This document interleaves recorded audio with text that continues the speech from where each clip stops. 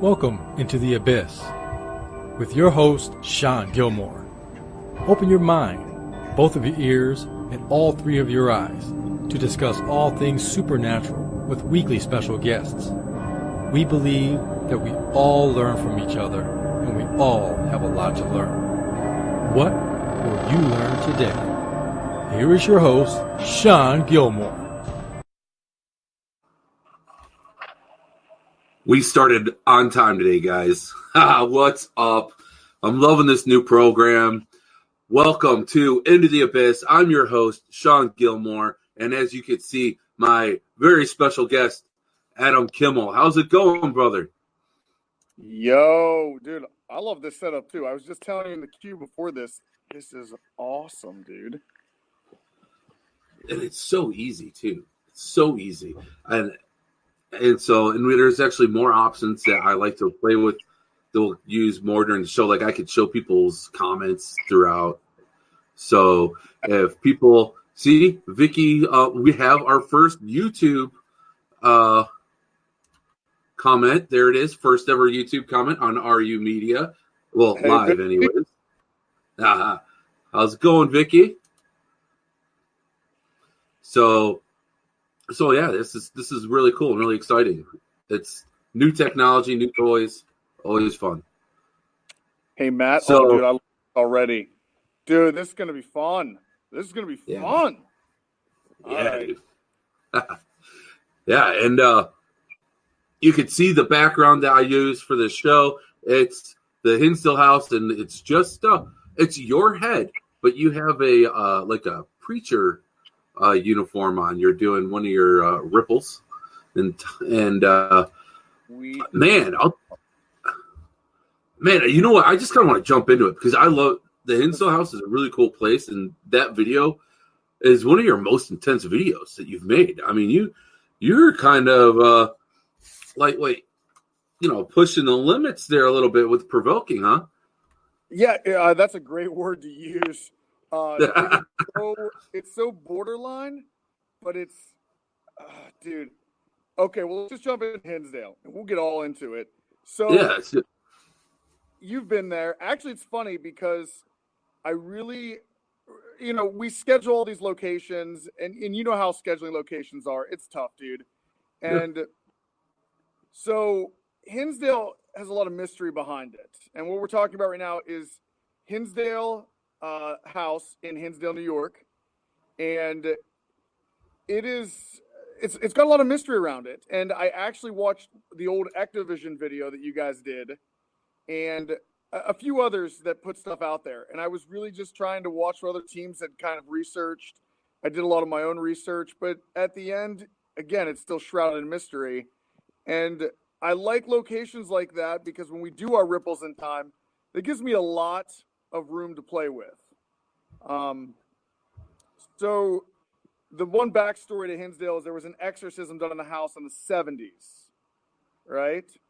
Now it's all alleged rumor, but that's good enough to try and spark something from a ripple, right? Yeah, 100%. And we did that, and we got some very interesting results. And I will tell you, you can actually see Ashley's reactions in the video. Dude, she was very uncomfortable, not happy as usual, a little too intense for her, and I loved it. Yeah. But what is beyond the video is the feel of what's going. There's no way to describe that and translate that through video. And that's true. The house, you could feel the vibe change. We did that for 20 minutes, and it went from like a light feel in the house to just heavy. And no doubt, it had probably something to do with that exorcism or whatnot. And the second ripple actually was my favorite. I nicknamed it just domestic violence ripple because I don't know what else to say, or typical Ashley Adam conversation. And that one was probably one of my favorites we've ever done over the entire series. And it was pretty intense, dude. I didn't get to tell many people this, only a few people I've talked to after this, but I feel like I lost myself a little bit in that ripple. I was trying to harness Jack Nicholson from The Shining. And in some of those moments, dude, I looked back and I'm like, we improv everything, right? There's no script. We basically discuss the ripple pretty much maybe 20 minutes before we do it. And I give like an idea of how it's going to play out. But whatever happens, happens when the cameras go, because you never know. You add extra words when you're talking, more emotion, you put your real emotion into it. You just roll with it. And there was one part where I literally had no recollection. It was when Ashley ran upstairs and I was on the stairwell. I don't really remember doing any of that, saying, slamming the wall and saying to Ashley, come on, I love you. I watched it back and I was like, holy shit. Like, it even gave me chills watching it. But it was amazing, dude. I think Hinsdale, dude, there's something about that place, and it did elevate the bar. We always talk about this, dude, like how are we going to raise the bar? And Hinsdale right now is where the bar is highest. You can definitely tell that you guys were both kind of out of your elements in that video, and especially during those ripples, you could tell that you didn't have the same composure, and it was actually really interesting to watch, and it seemed like a big point that was really driven home during the video was that not everything is demonic. In fact, there may not even be such thing as demonic, right? So, and everybody out there, I should say everybody, a lot of the TV shows and media out there, they're pushing the demon things because fear sells. And so it's just really interesting. And I think that for a video for you to choose to kind of push the limits on, that's the one to do it on. That's the location to do it at. I don't know, because it has that history. It has those stories. Me personally, I think most of the activity there is more from like more elemental, more just from my personal experience, and more from the outside nature, Native American history, things like that. But that's what I experienced when I was there. At least the experiences that really resonated for me when I was at Hinsdale House.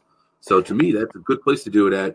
That has the history. When people think of the Hinsdale House, they do think of the one bedroom, right? At least I do. I think of the bedroom where they like supposedly had all those bugs coming in the window and everything. Yeah. So it's a good place to do that at, and that was great. You guys did awesome on that. I'm still like I've only been in this for a short time. It's actually I'm going on like 10 years, and there's a lot of people that have done this a lot longer. But the one thing I can say is that even from the beginning, I always had a problem with people overlapping their religion into the paranormal. And I mean, we're going to get deep. Let's go down the rabbit hole, right? I've had this issue for a long time, and I always felt like the odd man out, especially, when you collab with a lot of people in the paranormal community. And again, TV does this to people. TV, like you just said, fear sells, right? Mm-hmm. TV is about ratings. And the one thing when I was creating Resident Undead was to not only, share a good story as we're doing it. That's the one thing. I love storytelling. I love filmmaking. And it's great when you have that creative control. And Hinsdale, like you said, was a great place to finally confront this conversation on demons. We have to deconstruct what the hell everybody's talking about. That are we, and maybe this is a good conversation and people in the chat can join in. And there are no wrong answers. This is how we need to have the conversation and talk about it and deconstruct it. But like, when we say demon, are we actually talking about biblical creatures? Are we talking about an archetype of like what we think a bad person is? They become a demon? You know what I mean? It just seems so convenient. You go to these places and there's always someone hunting a demon. And right. What I wanted to really drive home about Hinsdale is I think, and I still have yet to encounter a demon. Whenever this happens in an episode and we pick up on something that says that, it's more of me mocking it, saying that, if that is what you are, then show me. That's the only time I will provoke, because in my mind, in my opinion, these are damaged individuals that already have a cheat. They know on the other side that our side believes in religion, right? And if you want to scare the living that come from a religious base, you already know words that are gonna scare them. The word Lucifer, Satan. You know what I mean? You have the advantage on the other side, even though you know it's not real, but you're saying it. I think that's what's happening. You have the dead just messing with you. They want to become the biggest, baddest thing, and it gets misinterpreted. These things are just people that are damaged, that are wanting to be that, I guess. They want to become the ultimate evil, and in their minds, a demon is that. Does that make sense? It does. That makes a lot of sense. And especially if it's just some asshole spirit who's portraying it, trying to make people think it's a demon just to scare them and for its own whatever reason it may have, right? So real quick, I just noticed something. Spreaker is working. So I'm going to do a real quick pause. I'm going to do the intro on Spreaker. No, I'm not. I don't have time to do that. I figured it out for next week. Forget it. Sorry, that was a ADHD moment. I apologize. My man. That was frequency. Right? Brought to our friends from Adderall, which I forgot to take. No, I'm kidding. If we could please mention our sponsors. So, no, and what I think is much more interesting, and the path I want to take with Resident Undead is deconstructing these psychopaths. That's what I think some of these individuals are that create these wicked hauntings. Let's be very basic, okay? Energy cannot be created or destroyed, so when you die, something exchanges, right? And let's take it a step further that these energies are still us in another form. I do believe they retain their human emotions, their human thoughts, and their human memories because they're speaking back to us in our language for the most part. So it's more fascinating to me to deconstruct them. Going to these locations, that's much more, it's so easy to just say it's a demon and go after it. Yeah, that's just, I guess if you want clickbait on YouTube and things like that, but you are not benefiting the field. We have to step back and take it from a strictly scientific approach, and it's much more logical and realistic that we're dealing with psychopaths. You know? I mean, and that makes sense. And also, I don't know how much of the history you looked into. There's a story of a guy who would like rob people, and he'd take them back to the house, right? Mm-hmm. I heard that. Yes. So, do you think? What if that's the spirit of the guy who's doing it? I mean, like you said, I mean, there's you hear time and time again, people believe, if you're an asshole in life, you're going to be an asshole after life. So what if that's the guy? Yeah, it is the truth. A lot of good psychics, and I do believe in psychic phenomena. I can't say every psychic I've met's real, but what it is I think psychics can get tripped if one of these damaged spirits, again, who we're targeting, that has that human evil to them. I really do believe they can layer themselves enough to trick a psychic and how they see them. Mm-hmm. We don't understand the energy and the physics on the other side. Can you manipulate your image? People die, but then when they're seeing their ghosts, it's like when they were younger. You know what I mean? And you don't see them when they died. Sometimes you see them like 20 years younger. Is that a residual haunting? Is that the intelligent haunting? And they've manipulated the image to what they want themselves to look like. For example, and everybody in the chat can relate to this. You and I can relate to this. When we see ourselves or we think about ourselves, it usually is probably at a younger version of us, when we were at our peak and our prime, and we don't see ourselves necessarily how we are today. When I think back to myself and someone asks me about myself, my image goes like, oh yeah, when I was like 20, 22, 23, that's how I see myself. So is it possible, is that what they're projecting on themselves? And then in a sense, if they're able to do that, can they twist themselves to look demonic? I think that if they're strong enough, they can make themselves look to us however they want. Yes, I'm with you. I can actually get behind that because, again, We don't necessarily know what they can do on the other side, but Right. it's not far-fetched to assume that it's possible. And especially if good sensitives are getting tripped on this and saying, I've got something that looks like this. I don't doubt that that's what they're seeing. But if they take the time to dissect the layer by layer by layer of what it is, peel it back, you're just going to find someone damaged that has created. You got to take their shields down. And once you take the shields down, you see them at their core. And it's back to that human spirit, that evil spirit. I think I definitely agree. I mean, but there's also, I think there's different types of spirits too. I think that there's the human spirit, but I think, again, I brought up elementals, and there's other interdimensional spirits, and so I don't know. Sometimes it can be hard to tell, and also, can there be a time when we perceive a spirit the way that we understand it? So maybe it's not so much the way that they're showing themselves to us. Maybe it's the way that makes sense to us in our own minds. Yes.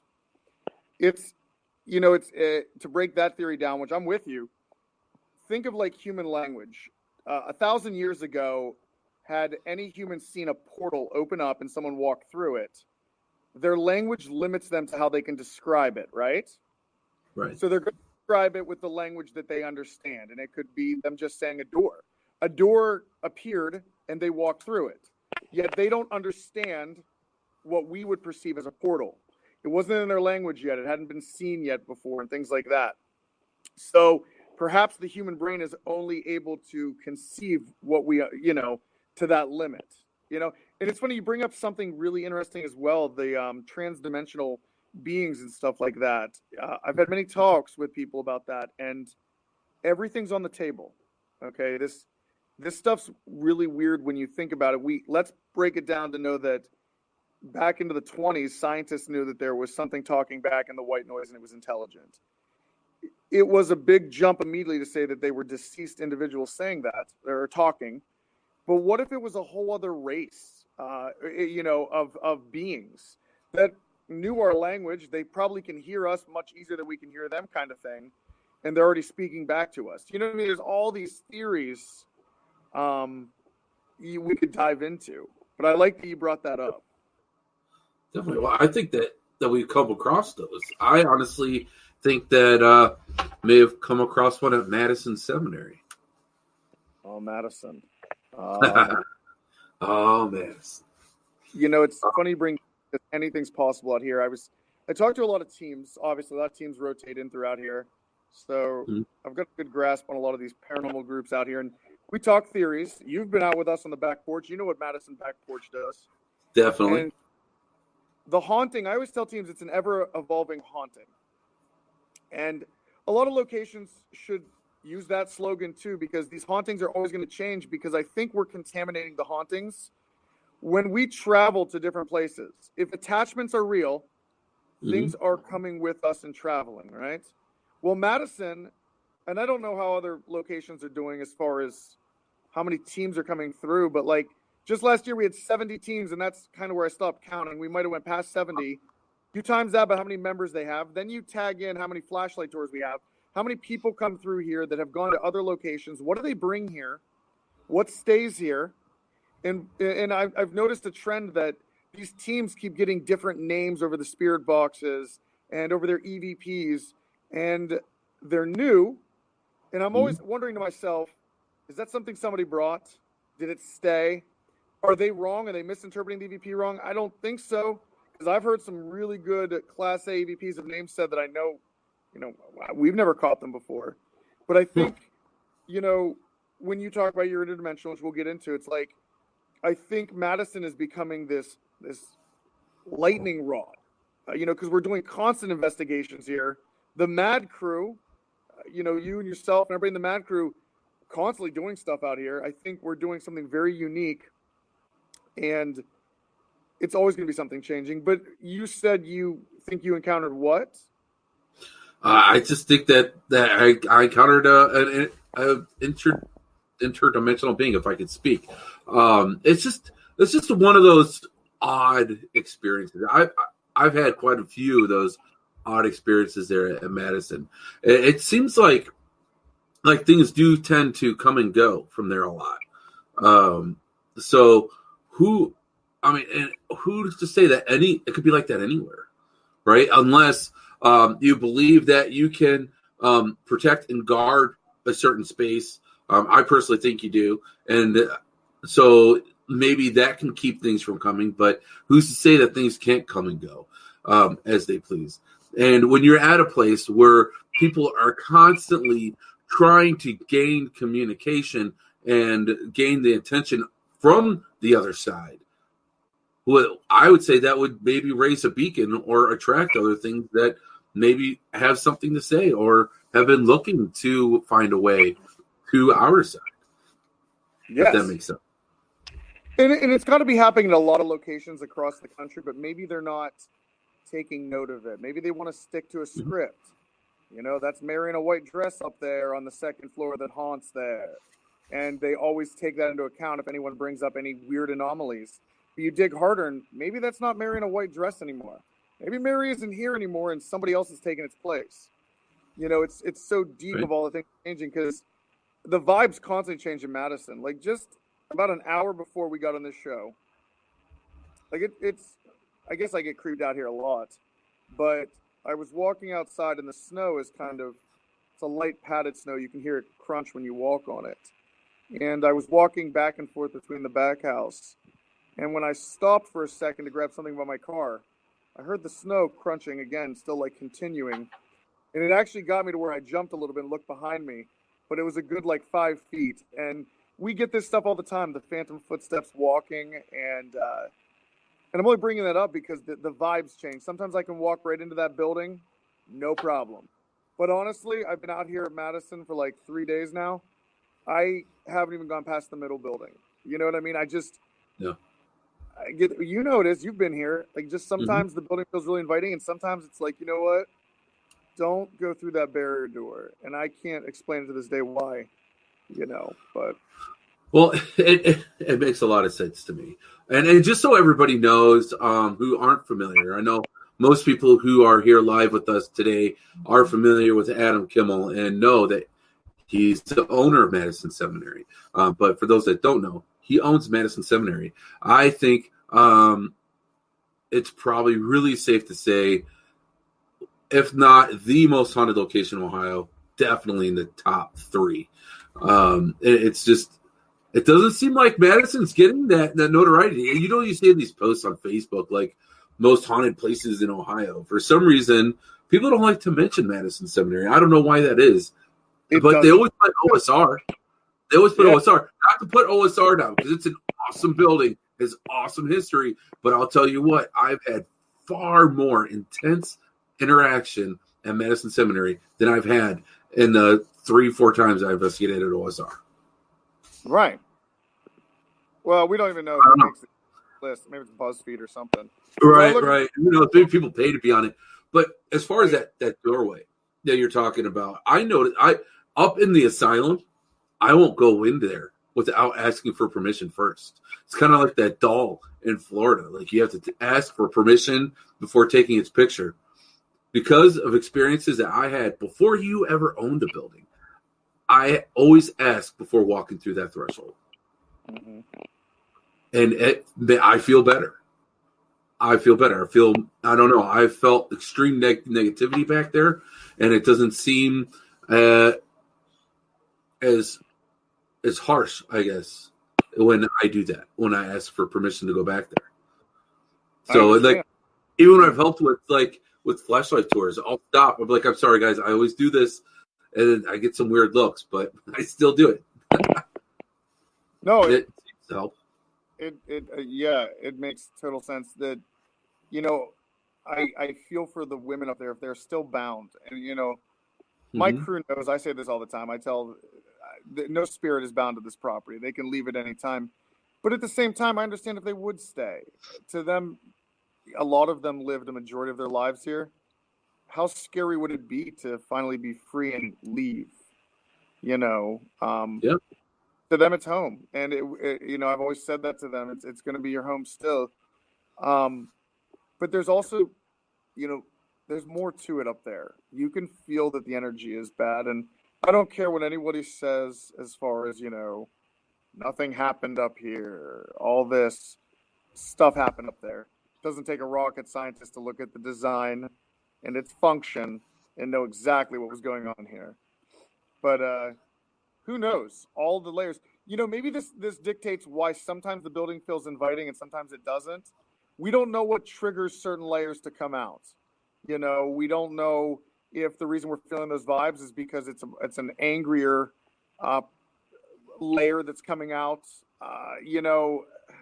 Trying to find the words to express it. You know exactly what I'm saying, but it's just deep, and I follow exactly what you're saying. Definitely. And then also, Tony Santori brought up a good point. He says that a doctor came with that examination table he brought in. Now, with all the other historical artifacts you guys are getting, all that furniture you guys are getting in there, I know I brought a couple of items from private investigations in there. So who knows what all's coming in there? And when you're bringing the furniture in there, I think that that's just as good as inviting spirit or that, whatever's attached into that building. So I've been very with teams, and you did bring a chair. I joked to people, if you have a haunted item, what do you do with it? You drop it off at Madison. And in your case, we have a chair from one of your investigations, and it is still in play. It's up. It's actually in the Ohio Cottage first floor. But, nice. I've told teams when we get deep rabbit hole talk, if I ever am out here to give a tour to a private team, one of the things I mention is I'm not going to lie to you guys. I sometimes don't know who you're going to be talking to. I don't know if it's the local haunting or a foreign haunting. And when I say foreign, I'm not talking French or German. I'm saying that we're bringing in a lot of items. They may have attached energy. They may have intelligent attachments. They're now contaminating that space.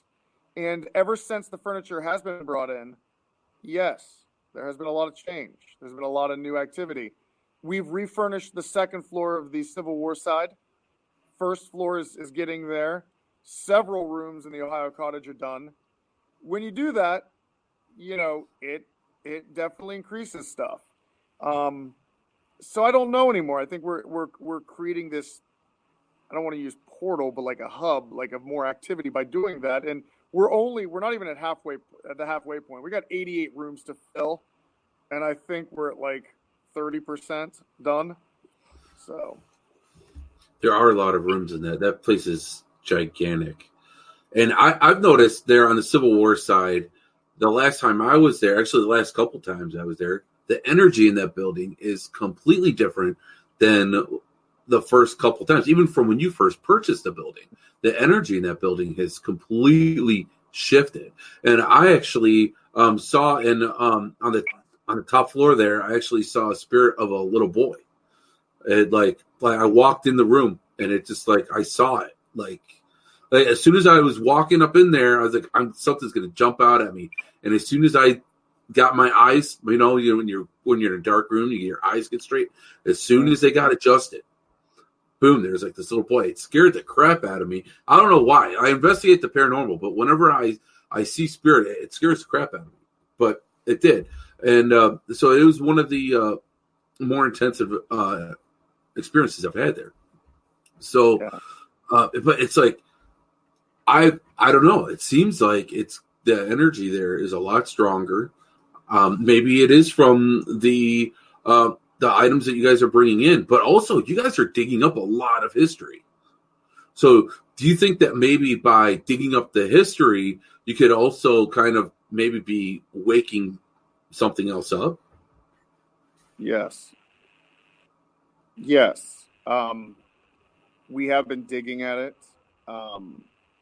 When I first purchased the building, we got a weird voicemail of a man, in a sense, threatening, saying that, I just purchased the House of the Devil.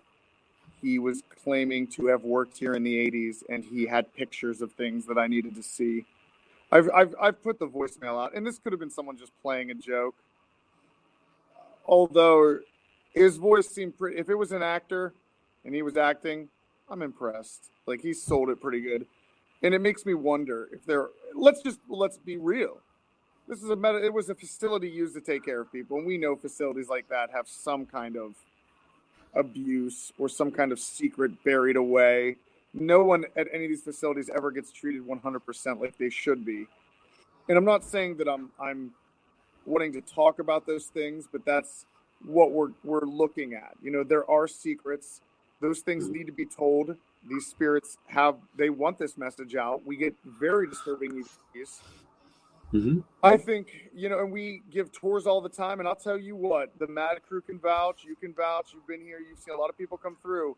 Once in a while, we get some locals that are, you know, 60 plus that are always wanting to say, there's some more stuff about this place you need to know, and they'll give us some details of things they've heard. You know, we've kept it off the record on the tours. We try to keep it somewhat family friendly, but you know, if we added in some of the stories I heard from locals, yeah, we got a twisted place out here. Oh, definitely. Well, I had someone on a tour. They told me once that they would drive past the building and they would see people from the very top windows from the asylum area, the rec area of the asylum, and they would see the women like waving from the windows. Yeah. How creepy is that? Wow. And then after that, the police station used it, and they used it as a police station. And then they had that drunk tank that they used. And actually, if you go through parts of the building, you'll see scratches on doors and other areas, closets. And that's they train dogs, right? Correct.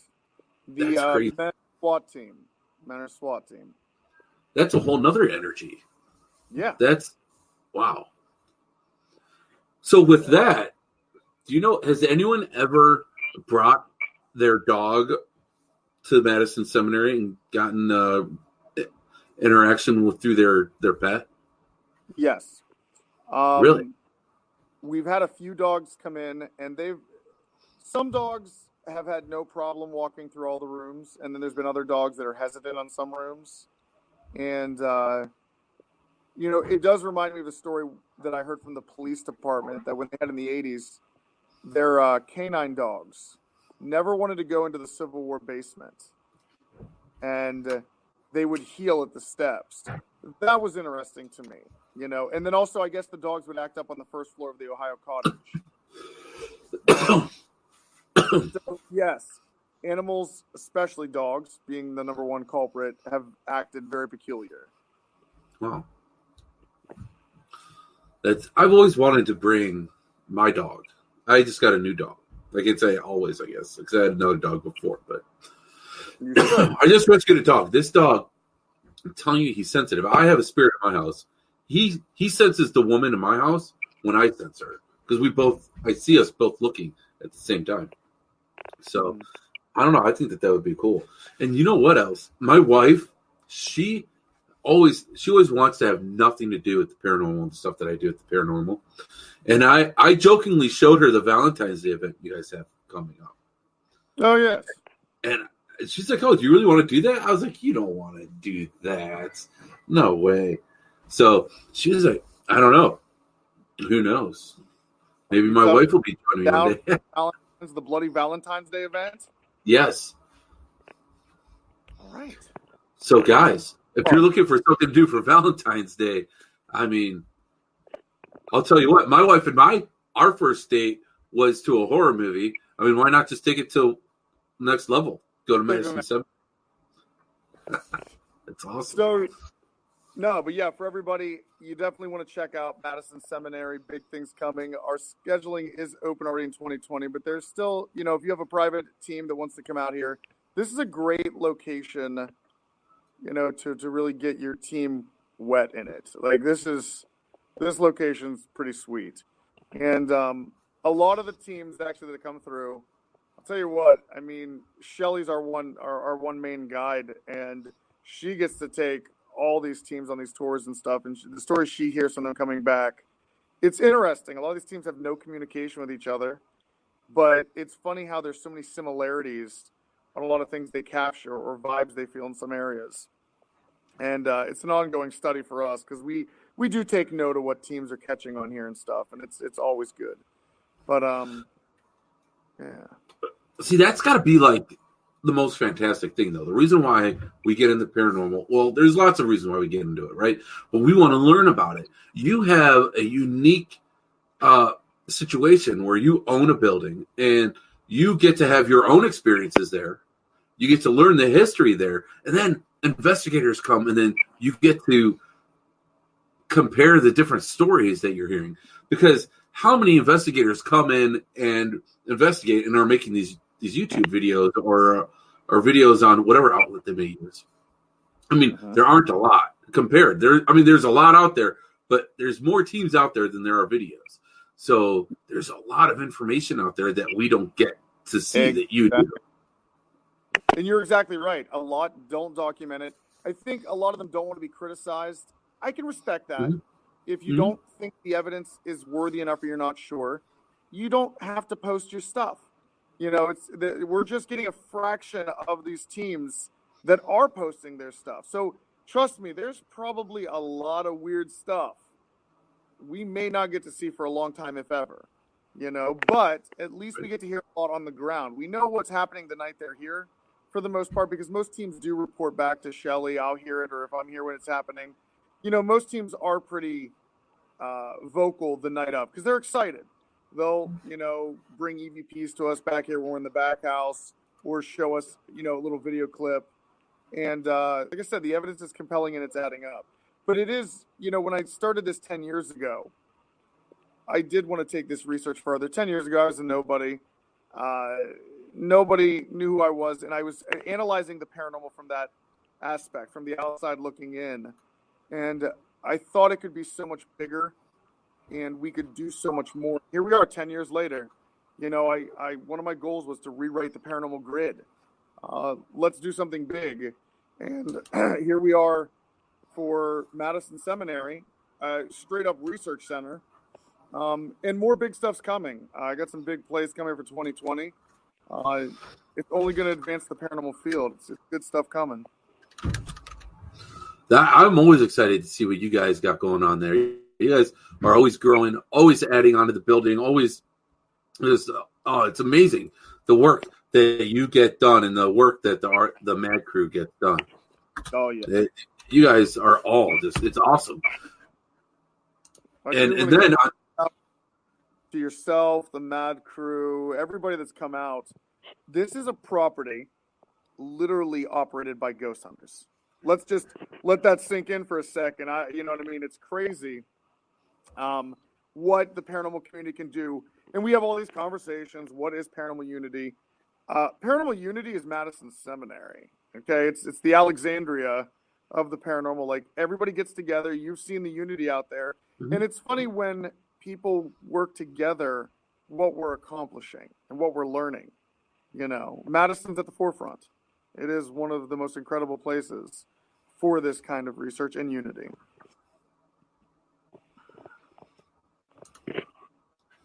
So you're 100% right, because people from all different teams come to Madison Seminary and they help with the flashlight tours and they help with your events that you have and everything. It's awesome, and it's great to see the community coming together. Yes, and so it's now Zarina Crow. I know. I'm reading the chat here. I see a Zarina Crow. I keep hearing mass grave bodies underground. Well, you're not. I wouldn't say you're wrong. I haven't taken a ground penetrating radar device out there, but honestly, at the end of the day, I'm not sure if I want to know. I have a feeling that there probably are a lot of bodies. It kind of plays into the activity we get on the grounds. Heisenberg from, Cryptic Paranormal Show, and Goose, you guys have all come out here, and Heisenberg used to always do watching outside, like he'd do the patrols outside. He's got stories for days of stuff he's heard on the property, not in the building. He's heard, disembodied voices. He's heard the footsteps coming up behind him. No one's there. The grounds are just as haunted as the inside, and it could with displaced bodies. This place is an asylum. You know, at the turn of the century, if people died during the winter, which they did, where did you keep the bodies? You stored them inside until the ground became softer, and then you had to bury those that didn't have families, and you probably buried them in the back. You know what I mean? So Well, also they back then they would just kind of bury you where you died, so it wasn't necessarily just a mass grave situation, but it could be any sort of situation. You could be, I mean, like the Cuyahoga Valley National Park, right? I don't know if you're familiar with the area. I love, that's my favorite. Like if I'm bored on a summer night, it's a national park. They don't close. I can go down there with the digital recorder and I'll get some interaction there.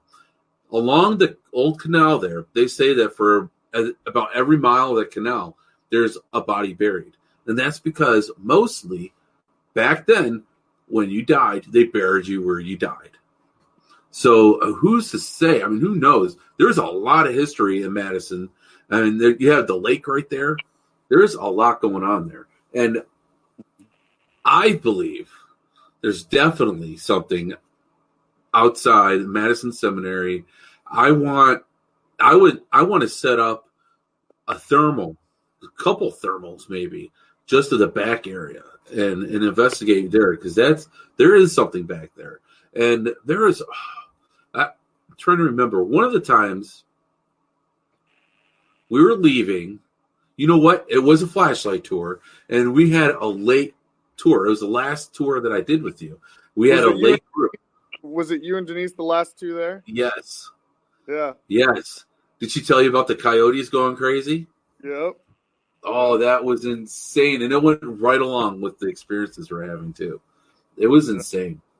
Yeah, she was freaked out. She told me about it. And being the responsible crew we are, it was getting late. We're like, oh, we're going to go. And then we're like, oh, there's one more tour left. Oh. We kind of just all left. And you guys probably came downstairs and nobody's at the building anymore. Well, that's what happened. Yeah, that's pretty much what happened. We're like, oh, everyone's gone. Okay. Oh, Musgrove is on. So, Chris Musgrove, baby. My homies. But yeah, getting back into, so we got Madison Seminary. We touched that for everybody. Everybody that's listening, there's a plug for it. You know, come on out sometime. Awesome stuff. It's located in northeastern Ohio, Madison, Ohio. Jumping back to Resident Undead, though. Yeah. We got, let's get back to the Hinsdale house, because I'm still intrigued on all the ideas there. And I know that you really have had some crazy experiences out there at Hinsdale. And I do, for anyone that's still in the chat, it is a hot topic. I'm very curious on people's opinions of demons. You know, and again, there's no wrong answers. I always want to spark conversation, and nobody has to mirror my opinion. Vice versa. But I just want to get the conversation going because, like you said earlier, Hinsdale, if you're going to have a talk about demons, well, Hinsdale's a hell of a spot to pick it. And it really is. Yeah, it was a battle. It was a battleground, and it was a conversation that needs to be said because I feel like the paranormal. This is me personally speaking. I feel the paranormal may be being misled. A lot of investigators may be being misled to immediately jump to conclusions. And listen, I'm not one of those science people that's going to say there's a scientific method to this, because there's, shows that tell you there's protocol to this. It's the unknown. All right. We can't duplicate a lot of this stuff again. So let's throw the science out, embrace the weird, but be open-minded. I think the demon card gets thrown too much. And, has anyone ever captured a demon on camera? Ooh. Has anyone? Well, Bueller? Well, there might be a certain television host that might say that maybe he did. I don't know. I don't think so. But then again, has anyone definitively captured a ghost on camera? What always bothers me about those clips is it's like, you look at, we've got cameras that are 4K and all this, and trust me, the technology is catching up with it. But every time we get security cam footage or even our cameras. It's tough, dude. Cameras, we're on the public sector. We don't have military grade stuff. I wish. Right. A lot of teams are doing this are low budget. So when stuff is captured, the frame rates are going to be lower. When you zoom in, you lose quality. There have been a lot of really good things captured. But again, you can always rule a lot of that out. There will always be people that can naysay it or debunk it because of the quality. And again, you could show people the most definitive proof ever, and they may still say naysay and call it whatever it is, because we also live in an age of miscommunication and fraud. So, the tech is there to create very, very good illusions. And that really creates a burden on the community, because now it's almost like counterfeit. We don't know what's real and we don't know what's counterfeit. And, Eric McGill, Eric, good friends. Eric and I've had talks about this. He is like my fraud department because I have sent stuff to him before. Yeah. If you deconstruct these photos, it doesn't matter how good the frauds are or the counterfeits are. You can usually take it down to the very base level of pixels and see.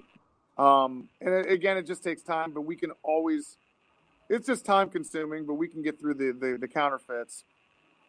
But then again, if we know how to look for a counterfeit, we know what to do to fool. You know what I'm saying? I'm not just saying us per se, but someone's got to be looking at it too and trying to make a counterfeit even better. Maybe if it does take time of pixel by pixel fixing a picture, that's the stuff that always bothers me, because these people are not helping. And this is very important research. This is something like we do need to understand what's going on. Let's get deep for a second, okay? We're all going to die, all right?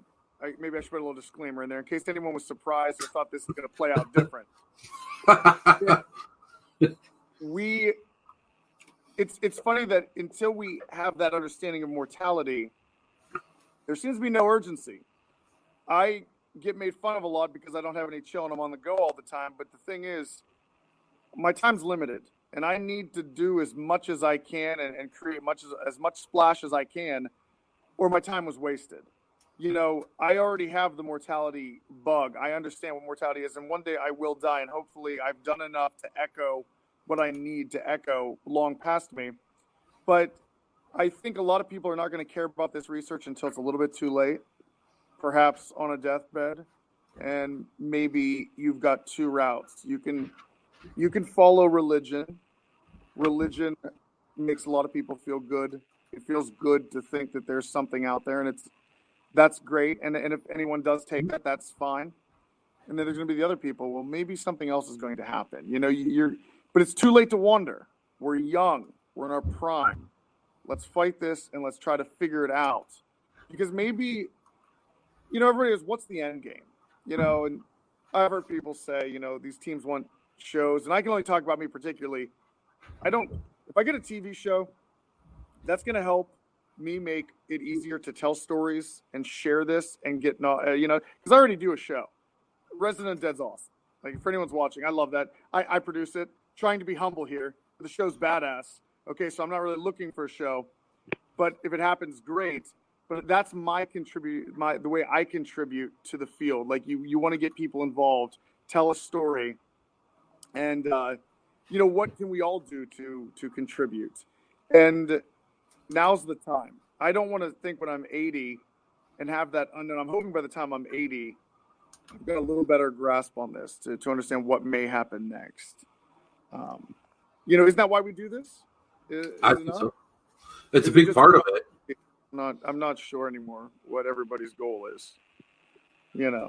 I think that everyone, a lot of people have different goals with the paranormal community, but everybody does think, the end game that's what happens next, right?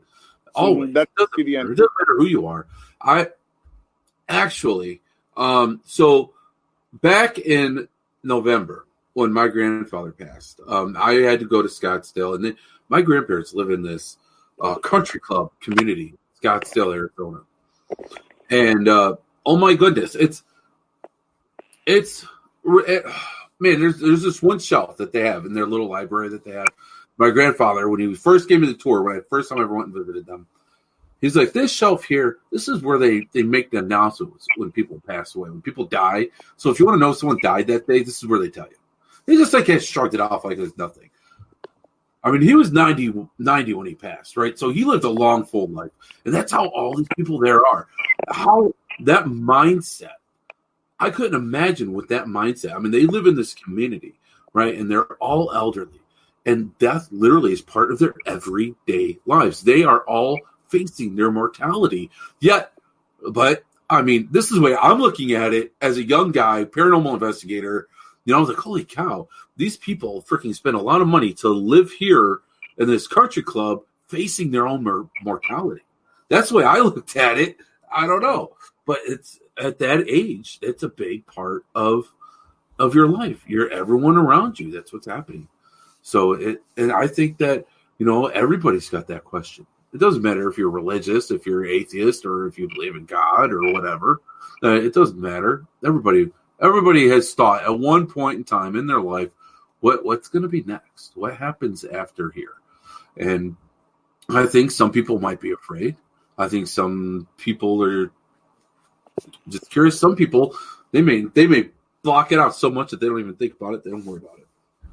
Most, I think, and I don't mean to offend, I always try to tread lightly. Screw it. Like, I'll just analyze how I see things. I think a lot of people breeze through life and they're just stuck into the daily routines. And perhaps saying this will help somebody. You know, I didn't really get my act together until I was 26, that I started to see a bigger picture. I was doing, I think, a lot of fun stuff at that time, but like, what was the purpose? What was, you know, we can get lost into the daily grind. We can go out and party and we can enjoy all the pleasures this world has to offer. But in the end, you basically just existed. And those kind of people always bothered me because they don't contribute to the whole. They're wanting to exploit it. And I get it. There are some people that are just, that's how they're going to ride through life. But there are others like myself that, you know, there is this urgency and make everything count. You know, I was in a car wreck in 2015. That was a wake-up call because I could have easily died. I've had other close calls where I've injured myself, and I'm thinking to myself, this is it. Had I died in this moment, what I've done now is the legacy I leave behind, and I've got so much more work to do. I'm pissed. Like, I'm pissed when I think about it. There is still, had I died before Hinsdale, I wouldn't have got to put that off. I would not have got to, you know, dig deep into that and talk about it. These things bother me. I know that I have so much more to do that has not been seen yet. And it's almost like there's just never enough time. And you know what I mean? And I guess I get caught into my work a lot. You know, I hate to say that. I hate when people say, you know, he's so busy, he's going to things, but it's just like, you know, we're only here for the blink of an eye. And you got to make it count. You got to contribute. You got to make it count. Right. Definitely. I mean, when you say a blink of an eye, right? How long ago did humans come on to Earth where we were intelligent beings? And then how long ago were dinosaurs here? And how long were dinosaurs on the Earth? We literally are a speck of dust when it comes to time on this planet. You know, we're going down that rabbit hole. When it comes to time, and time is kind of depressing when you think about it. So I had this friend in high school. I haven't really shared this story much. It's usually when I have these deep conversations. But he came up to me. I think he actually is a professor now at I think it's Yale or Harvard. Guy was a genius. We used to clash all the time, like butt heads with him because we're just two different personalities, but we did see on an intellectual level a lot of things. And he came up to me once and he confided in me that he was depressed. And I said, I'm more of the optimistic. He was not as optimistic as myself. I have a more optimistic outlook on life. I try to focus on the positives. And I said, test me, tell me why you're depressed, and let me see if I can diagnose it. And I'll tell you what, he had an upper hand on me. He said all he had to say, and I understood immediately. Time is infinite. And I paused for a second. And I knew everything he wanted to tell me. You just said you reached back to the dinosaurs. That's what, 300 million years ago, 400 million years ago? Can the human brain even, we can't even conceive 60 years. We can't even conceive 100 years. Try to conceive 300 million years. Why he was depressed is from every moment right now, as we talk here, time is now fleeting away from us. And as that clock moves forward, we get buried. And 500 years pass, 600 years pass, 2,000 years pass, and it will continue. It will not stop. And you got to think, it was just depressing because he just said nothing matters. But that's a nihilist approach. A nihilist is someone who believes in nothing. And, that's fine if you want to take that approach, but we have to still, I guess the term I've heard this used before, we have to fight the future. We have to make our mark now, because it may end for us, but there are going to be future generations, and perhaps they can footnote our work. Perhaps we're pioneers and we don't even realize it, and it does change the future. So, yeah. God, that was a cold note. I didn't want to go there because it doesn't really happen. There's nothing happening. It is what it is, though. It's life. I mean, even if you just think, back to when we grew up as kids, think about how different things were. Being a kid in 1985. Get out of here. I was just talking about this. Dude. Yes. Isn't it? Oh, my God. Isn't it crazy how the world has changed? It's crazy. Okay. For everyone listening, all right? We should have listened to our grandparents when they talked about the good old days and how the world changes. The world changes dramatically and very quickly. Mm-hmm. I have a son, Atticus, and it's funny because, we hang out with my parents with him a lot. Here's the thing. The world my parents raised me in and the world your parents raised you in no longer exists. It's gone. It's gone. It doesn't. Think about 1980 to 2020. The tech, the how society is, and all this. So now, as parents, we have to now prepare our children for a world. Uh-oh. Oh, are you still there? There is. We're still here. Sorry, Okay, I had to put up here. Tony Centauri says, dude, I was 30 in 1985. Wow. Mm-hmm. So, sorry. Oops. So yeah, we were saying how different things were, right? And they were, right? I mean, even if you were to compare television, how television entertainment has changed, man, right. I feel so bad for these kids. They'll never know Saturday morning cartoons. They'll never know. They'll never know.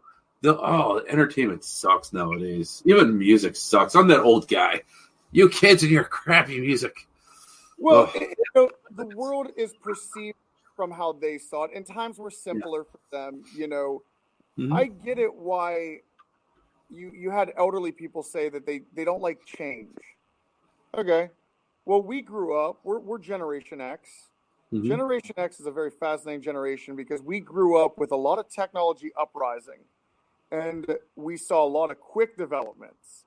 Now, we're not the iPad generation, but we are the generation that brought you the iPad, pretty much brought that into existence. Now, one thing that is very powerful about Generation X is we can adapt rather quickly. But another fascinating thing about us is we understand the generation before us, what do they call them, boomers? And we also understand Generation Z.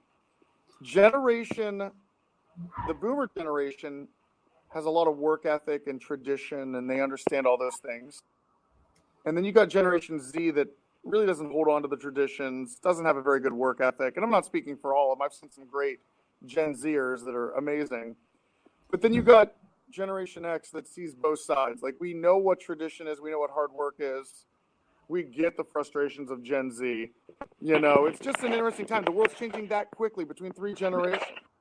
It really is. It's crazy. I compare it with my kids. Man, when I was in school, we had an Apple IIgs. All right, we had fun making this little square. It was actually a diamond that they called a turtle. We make it go across the screen and make squares with the turtle. and now look at this. I have a monitor that's as big as a TV that I had when I was a kid. So it's crazy. And just the technology and the lifestyle, right? Playgrounds are empty. Yeah. My kids I make my kids play outside. That's me growing up, because I grew up in the 80s. I played outside. I was around the neighborhood. I came home when the street lights came on. That's the childhood I had, and I wish my kids could have that too. I was the same as you. We'd go out, we'd play. Parents never worried. I remember I didn't have my first cell phone until I was 15. My dad gave one to me, and he goes, "Here's this for an emergency." And it was one of those Nokia bricks, like when phones were actually good and you could throw it and it had better reception after you threw it into a wall.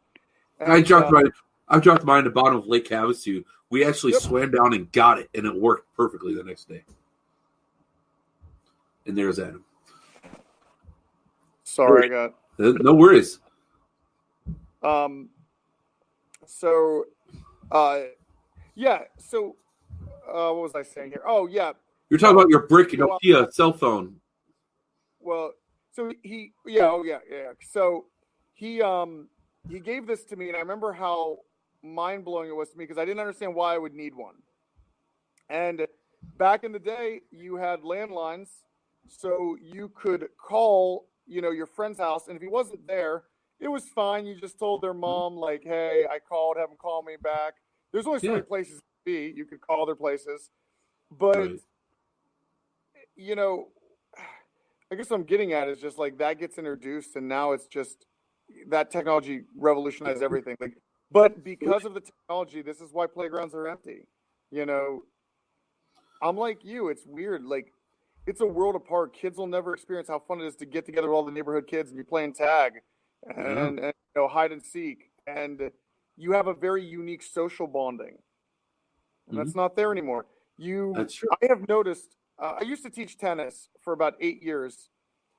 And the one thing I noticed about very young children, especially children within the iPad generation, is they can't make eye contact.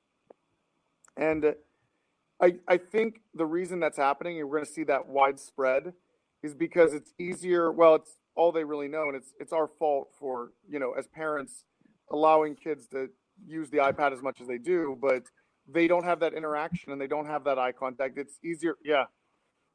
It's easier for them to look at the screen and talk to somebody, but then seeing them in person all of a sudden is just, it's too real, That is kind of true. Now, when I was in high school, it was all about the pager. And so I'd get a page, right? And then I push 0 and then the phone number, but hey, call me a blah, blah, blah, blah, blah number. That was our way of getting around to paying for a payphone. But like kids now, they have the iPads. With the iPads, they do FaceTime, or you could do. There's a kids Facebook Messenger that my kids use through my Facebook account. They don't have their own account, but they can chat through with people there, and it's all FaceTime or they're texting. And when my children answer a telephone, it drives me crazy. There was one time that they called a friend and they asked for their friend. They're not there. They're like, okay, bye. I'm like, what? Oh, wow. What? That's not proper phone etiquette. I'm like, we need to have a class. We're gonna have a class, guys, called phone etiquette. I never even thought that was like a thing. But that's because when you're texting, okay, bye. That's it. I gotta go. Okay, bye. Sorry, That's I changed my depersonalized. browser. Can you still see me? Yes. Okay. So All right. yeah, but so with all of this though, and all these changes, the way that we communicate, and all of this technology, and like you said, it's detaching us. It's making it so we don't. Relationships are changing. So are these relationship changes affecting us and the spirit world around us? That's a good question. So I haven't some tech issues. Things are changing. No, that's okay. It happens. Oh, now you're sideways. Oh, there you go. Am I back? You're back. Can you repeat the question there again about the tech? So I was saying, if with all of the technology and how it is changing relationships, it's changing our communication. So do you think that the way our relationships are changing because of technology, do you think that can also be changing our relationship with the spirit realm? Yes. It's intriguing, and I'll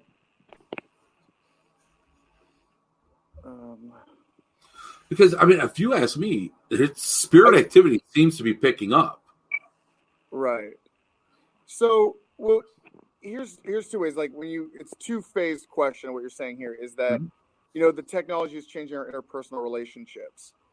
It's funny how we make fun of younger kids with their face in their phones all the time and stuff, but we're all a victim of it as well. And it's funny how Gen X, 80s babies, 90s babies, we're just getting hooked to the stuff as well. Where, okay, let's be frank for a second. I'm not the only one where I've ignored a call and I'm like horrified. I'm like, why did you text me? Why'd you try to call me? You know what I mean? Like that's much easier to take a text, or you're texting somebody and then they call you and you literally let it ring out and you text, you're like, what'd you need? You know what I mean? It's easier to have that kind of I don't know how to put it, kind of a closed off connection anymore. Or in the 80s, someone rings the doorbell and everybody runs to the door. Who is it? Who is it? And now I'll be at my place and the doorbell rings and I'm getting behind a window. I'm like, right?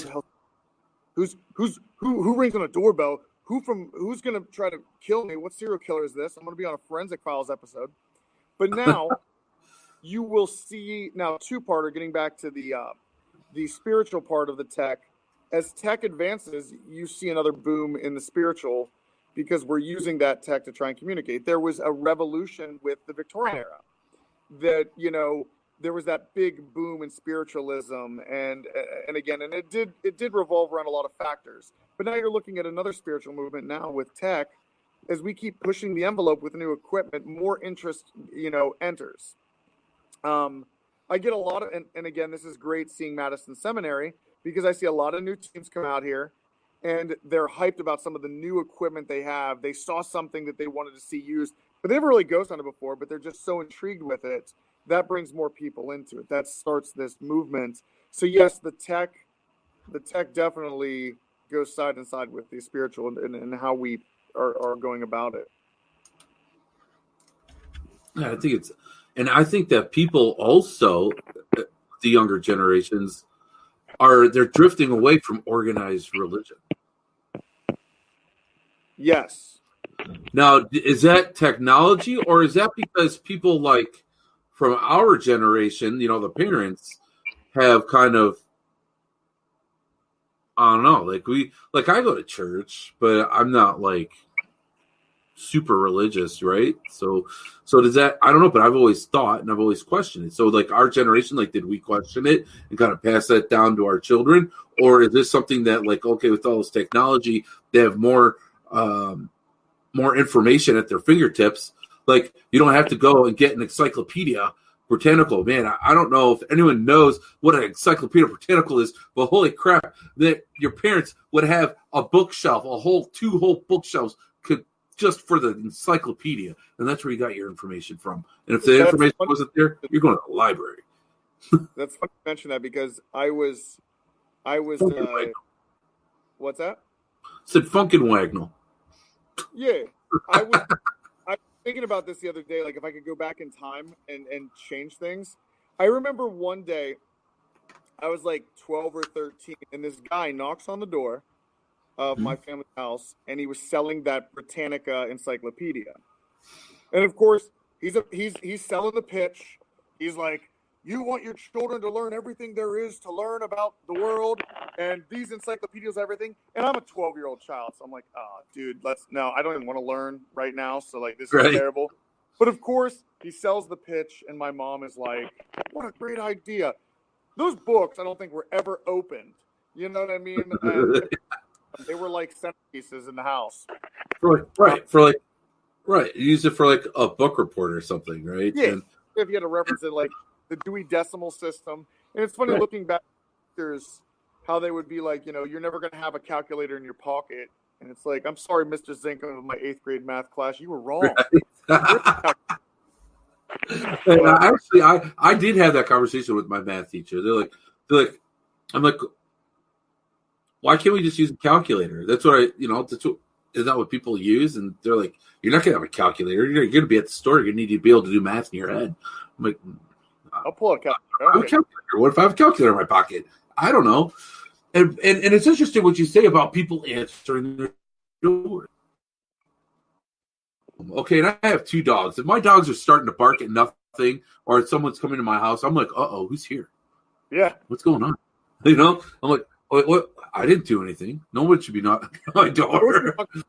You're like paranoid about it, right? You're like, oh, it's either you automatically assume it's something bad, or it's somebody you don't want knocking on your door to tell you some information. I don't know. The latest one that we had was some people trying to get us to switch our gas company, which is probably a scam, but still. Oh, yeah. Yeah, probably. I mean, who goes door to door anymore? It used to be, oh, our neighbor's over. We have a cheesecake in our freezer. Let's pull out the cheesecake and have some cake with our neighbor. Right. Now it's I've lived at my house for going on 5 years. I'm lucky if I go to my neighbors. Hi. That's it. Yeah. I have one neighbor I don't even talk to. That's it. Right? Yeah. It's weird. It's weird. People don't talk to each other anymore. People used to help each other. Yeah. People used to be like, man, he's cleaning his gutters out over there. You know what? I'm going to grab my ladder. I'm going to help him out. Now it's just, man, look at him over there. Oh, I'm going to get my camera out. He's going to fall. I know it. And I'm going to film it, and I'm going to get famous off him falling, right? That's what they do. They don't help. People don't help anymore. Someone's in a car accident. Oh, let me bust out my phone. I'm going to start filming you. It's weird. It's just, it's funny because, again, backroom talks here. It's just society's changing so quickly, and maybe I just wish I could kind of see how the research will be furthered.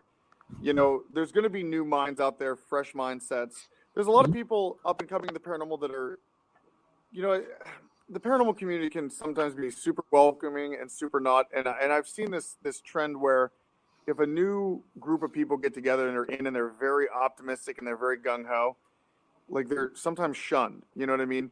But I really like watching teams with that enthusiasm because that brings new life into it. I was like seeing that. I remember that nostalgia and the excitement of being into it. And I think a lot of people that have been in it for so long, they kind of get docile because they kind of get stale themselves. And it's also because it's just old mindsets. I love getting new blood into the game because they don't know any better. So they're doing some weird stuff that we haven't seen before. And it's like, okay, that's how you shake the game up. And it'll be intriguing to see paranormal research 50 years from now. Kids that aren't even born yet, seeing them kind of take it on and the tactics. That would be very interesting to see if any of our equipment made it into the 50-year period past this. What equipment became obsolete? What is the new big dog toy? Right. well, now it's like, oh, he brought a compass. He's going old school. And then 50 years from now, oh, he brought a REM pod or I've never seen a millimeter before, right? Yeah. I wonder what that would be. It's interesting. I wonder though, what more can they do? I mean, maybe detect different types of energy. I think what I would like to see is I'd like to see a camera.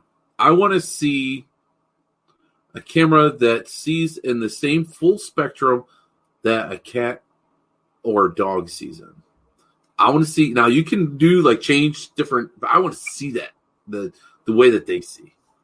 It's funny you mentioned that because I've had a lot of talks with people, and I think it was Johnny Hauser, Villisca Axe Murder House, years ago. This has to be like 8 years ago. Him and I were talking about the frustrations of cameras, IRs and stuff. Even though a video camera's lens is capturing light bouncing back and giving you an image, it's not a human eye, you Right. know, at its core. It's funny how, like, when we are in an investigation and we see something, but the camera doesn't catch it. And Right. this is what you're saying. It doesn't have the ability to capture exactly what our eyes are bringing in. And you're right, until we can almost duplicate the human eye into a lens, and you're right, cats, dogs, cats. I have cats. I know cats do weird shit, Yeah. and they stare at things that they shouldn't stare at, and it makes you wonder: can they see? Is there something with their optics? Are they taking in another spectrum of light, just a little bit Right. more than us? Are they seeing an ultraviolet? We don't know. We can't tell how cats see. For all we know, they are seeing an ultraviolet. You know, but it's very fascinating. Right. And then like you said, you can't, there's the living aspect, there's a spiritual aspect. So whether if we realize it or not, when we are seeing with our eyes, you know, we're seeing it with our eyes, we're processing it with our brain, and we're also processing it with our emotions and our spirituality. So that's a lot goes into that, you know, those every second that you're visualizing something.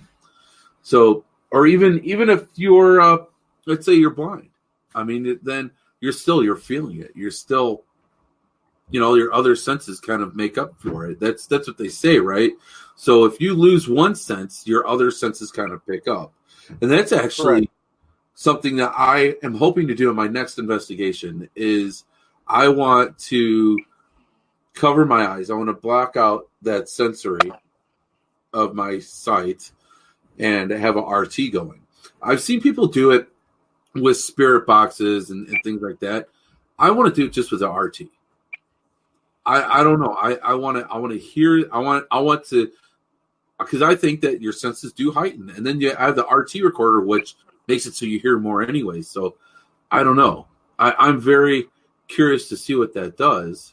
So have you ever tried anything like that, or have you heard of anyone trying anything like that? And what type of experiences do you think that they would have? Is that the is it similar to the Gainsfield experiment? Is that what it's called? The Gainsfield? You know what I'm talking about? Yeah, I think it is. Is it the guy? There's also this show where they would take people, put a burlap sack over their over their head, and make them like they would go into these people's like businesses or whatever. I can't remember what it's called. Paranormal. The people always have to remind me because there's so many shows I can't remember all the names. But they would literally take the person's whose business they're in, the area that they're most scared of. They would put them in a chair with a burlap sack over their head so they can't see what they're doing, and they're just alone in this room, tied to this chair or whatever. That I don't know. What show was that? Maybe someone in the chat can remind me. Someone always has to remind me because I bring it up. Maybe one of these days I'll remember it. But that to me, like as an investigator, I'm thinking, hell yeah, I want to try that. But then I think back to when I was a kid and I lived in a haunted house and I was scared shitless to freaking sleep at night. And I think, man, if someone were to tie me up, put me in a chair, put a burlap sack over my head and put me in that same room, that would freak me out. Now, you know, not being an investigator. I think for me, I don't know. Wow, that to me, but things that people do. A lot of things on TV are for ratings, but that's an interesting concept because now you can't see what's around you. You can't see what's going on. We depend a lot on our vision, right? If you take away our vision, that's right. That's why what's one of the things that's so scary about the dark. You can't see. A lot of our security comes from being able to see. Right. So I don't know. No, that's also. I think, you mentioned something about, you were afraid to go to sleep when you were young and in a haunted house growing up, right? Yeah. What do you feel about dreams? Dreams? Wow. I think that dreams can be a lot of things. What do you? Because I've had some pretty interesting dreams. Well, I was giving a lecture at Edinburgh University about 3 months ago. I don't know. My concept of time is warped. It was not too long ago. I was talking about. I love the students of Edinburgh. Great. They have a great paranormal society out there. Good kids. And I had a good lecture for about 2 hours with them. And we got onto a topic about sleep. And is it possible that the dead can communicate with us while we're sleeping? And, I was drawing this chart out to maybe think if it is possible, how it would be happening. So you have a chart, and basically when we're awake, we're spiking up. It's just like a little spike up. And as we go back to sleep, you baseline. And that is a baseline where we're all connected, right? And it can lead into dream walking. Like if you and I have a dream about each other, right? But maybe only one of us remembers it. It's still possible that maybe we were connected in a dreamlike state. Mm-hmm. And because most people wake up and they don't remember their dreams. We don't know exactly what was happening. But that is one way that the dream connections can happen. Again, speaking verbally, I'd have to write this on a chart to make a little more sense. But then is it possible that when we get into REM sleep and that deep sleep and we're at that dreamlike state, can the dead enter us at that level of communication? I would say yes. That's what I would say right now, but I can always change my opinion tomorrow. Right. As of tonight, I think it is more than likely, it is very possible that they can communicate with us in our sleep. I think they can. Through my own personal experiences, I agree with what you said.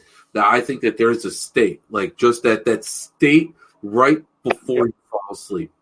I believe I've been visited. I believe I've had some. Being an empath, I've had some pretty, like I said, some pretty crazy dreams, and I've had some pretty crazy experiences. I had an insane experience at the Monroe House. Insane experience. Trying to sleep in that place. I slept inside. Yeah, I know. I slept. The room that they call a safe room where the couch is. Yeah, that's where I slept. Yeah, I slept on that couch. I just rolled my sleeping bag on top of there, and I just slept on the couch there. And just as I was falling asleep, I saw a tall, lanky man sitting in a chair. Like literally, like I got up off the couch and I walked into the main living area, like where the first entrance is. That they have it blocked off. At least the one I was last there is blocked off going to the front porch. And anyways, there were chairs in that room, and there was a man sitting in the chair, except it wasn't a normal man. He was like extremely tall. I could tell he was tall because of the way that his legs kind of like he was sitting in a chair, but like his knees, like I'm trying to really redo it but you know how when you sit, the tall person sits in a chair and their legs are like slanted upwards before the knees bend because their legs are so tall. That's how this guy's legs were. His knees were up higher than the bottom of the chair, so his legs were like kind of slanted, and he had long elbows. His elbows were sticking way past the chair arms, and he had a really round face, and he had these lines on his face. Almost kind of looked like scars. I don't know what they were exactly, but they had these lines on his face. But the craziest thing was the smile that he had. He had this huge smile, dude. Like it was took up almost half his face with like these crazy teeth, and he had a fedora on. Now the fedora kind of throws the whole freaking thing off. I think what is in the Monroe house and what people call a demon is that creature that showed itself to me. This is just my theory based off of this experience and the experience that we had earlier before this happened, before he went to bed.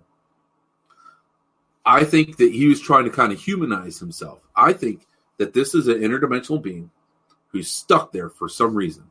And like he might be able to leave, but he always has to go back. There's something about that place that he's stuck there. And then people go there and they call him a demon and they piss him off.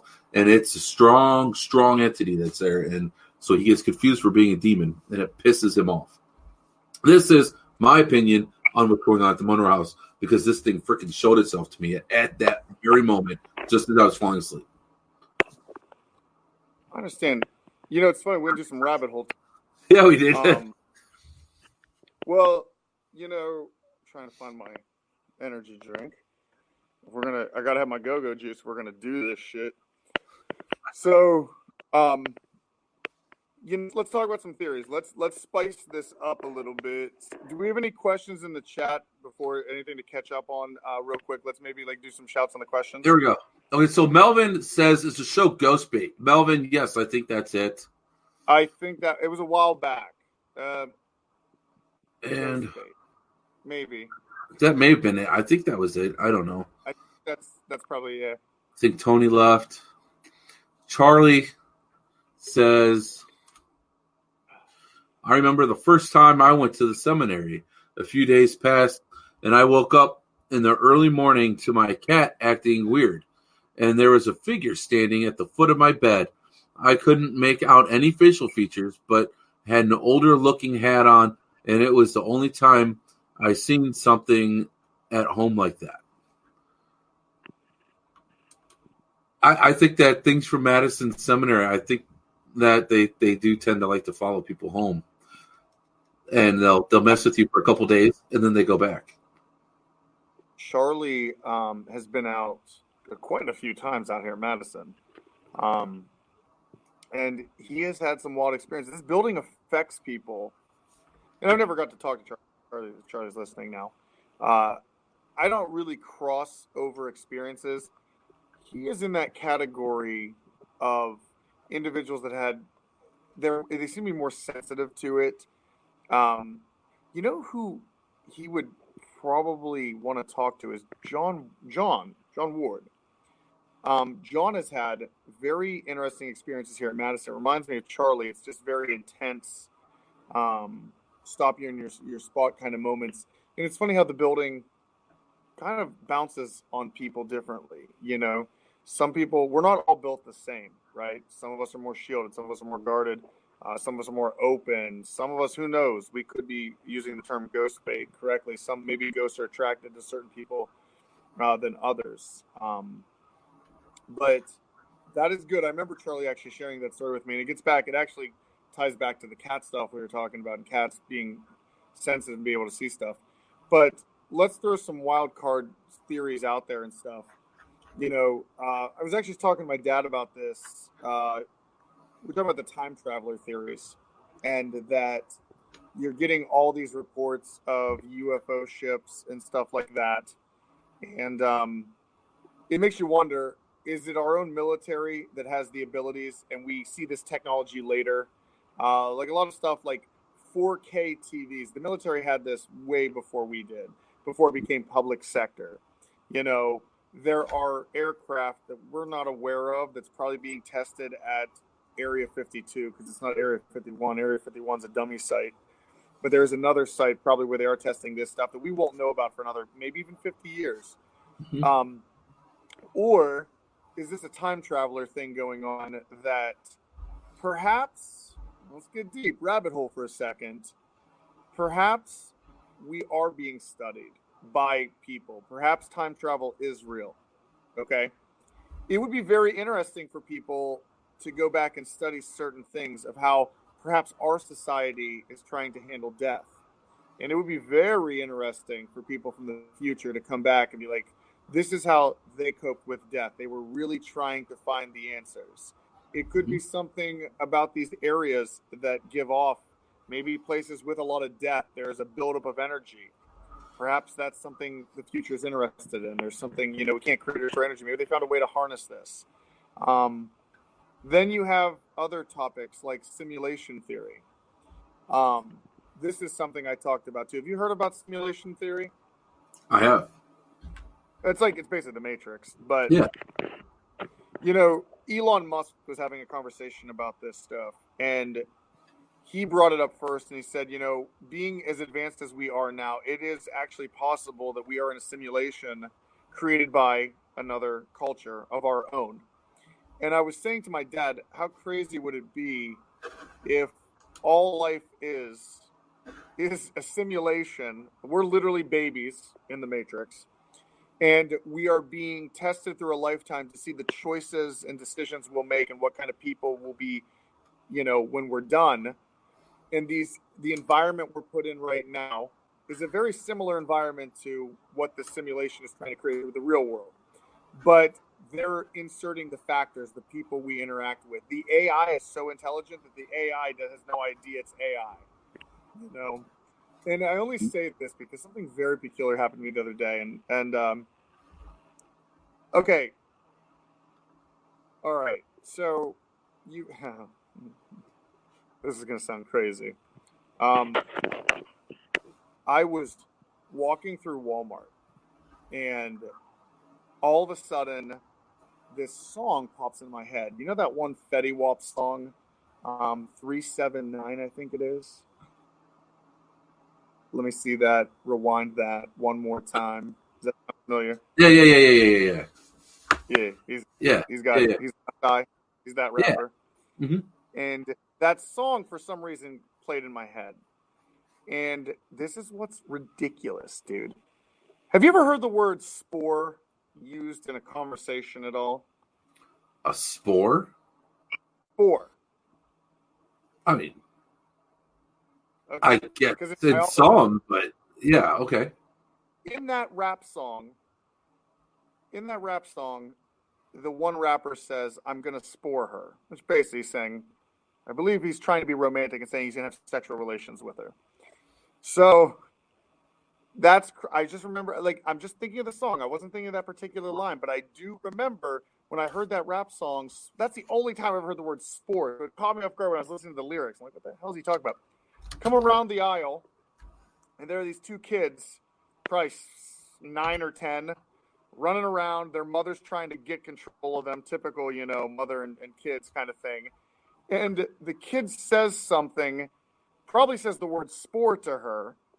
And the mother goes back, "Oh, you better stop it or I'll spore you then." And I was like, whoa, wait a second.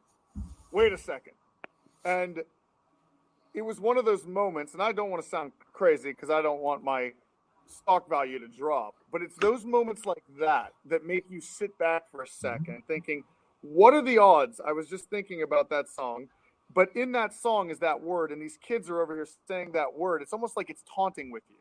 Like if this is a program, it's taunting with you. Like, you're crazy. We're going to put this little tweak in there. But yeah.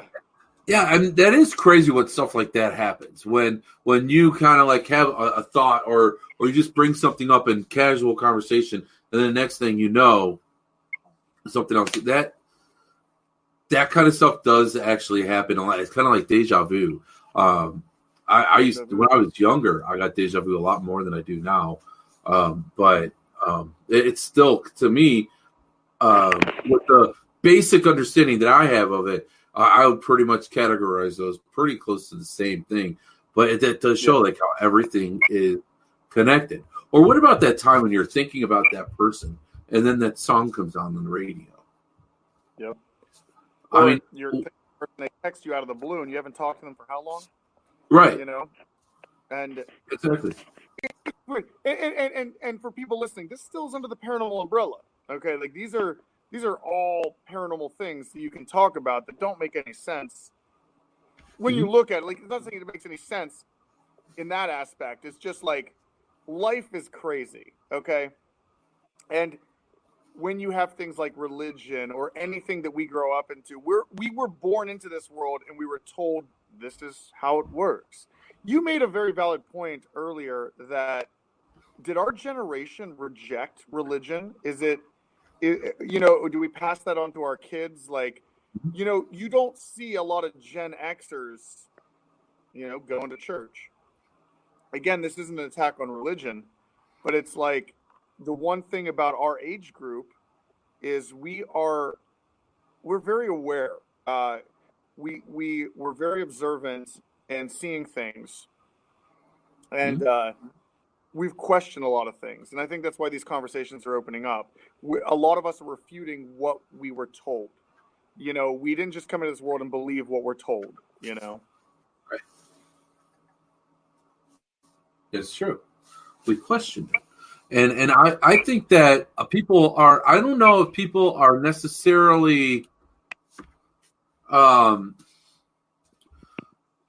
maybe not as connected with God or the higher power. I think that they're just trying to find other ways. I've noticed a lot more people being accepting of, Wicca and other spiritual types of religious beliefs.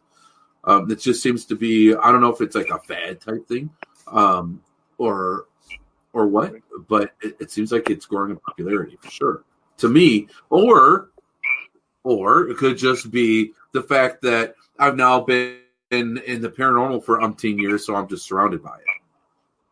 Mm-hmm. So, but it's just a personal experience, personal thing that I've kind of witnessed for myself, though.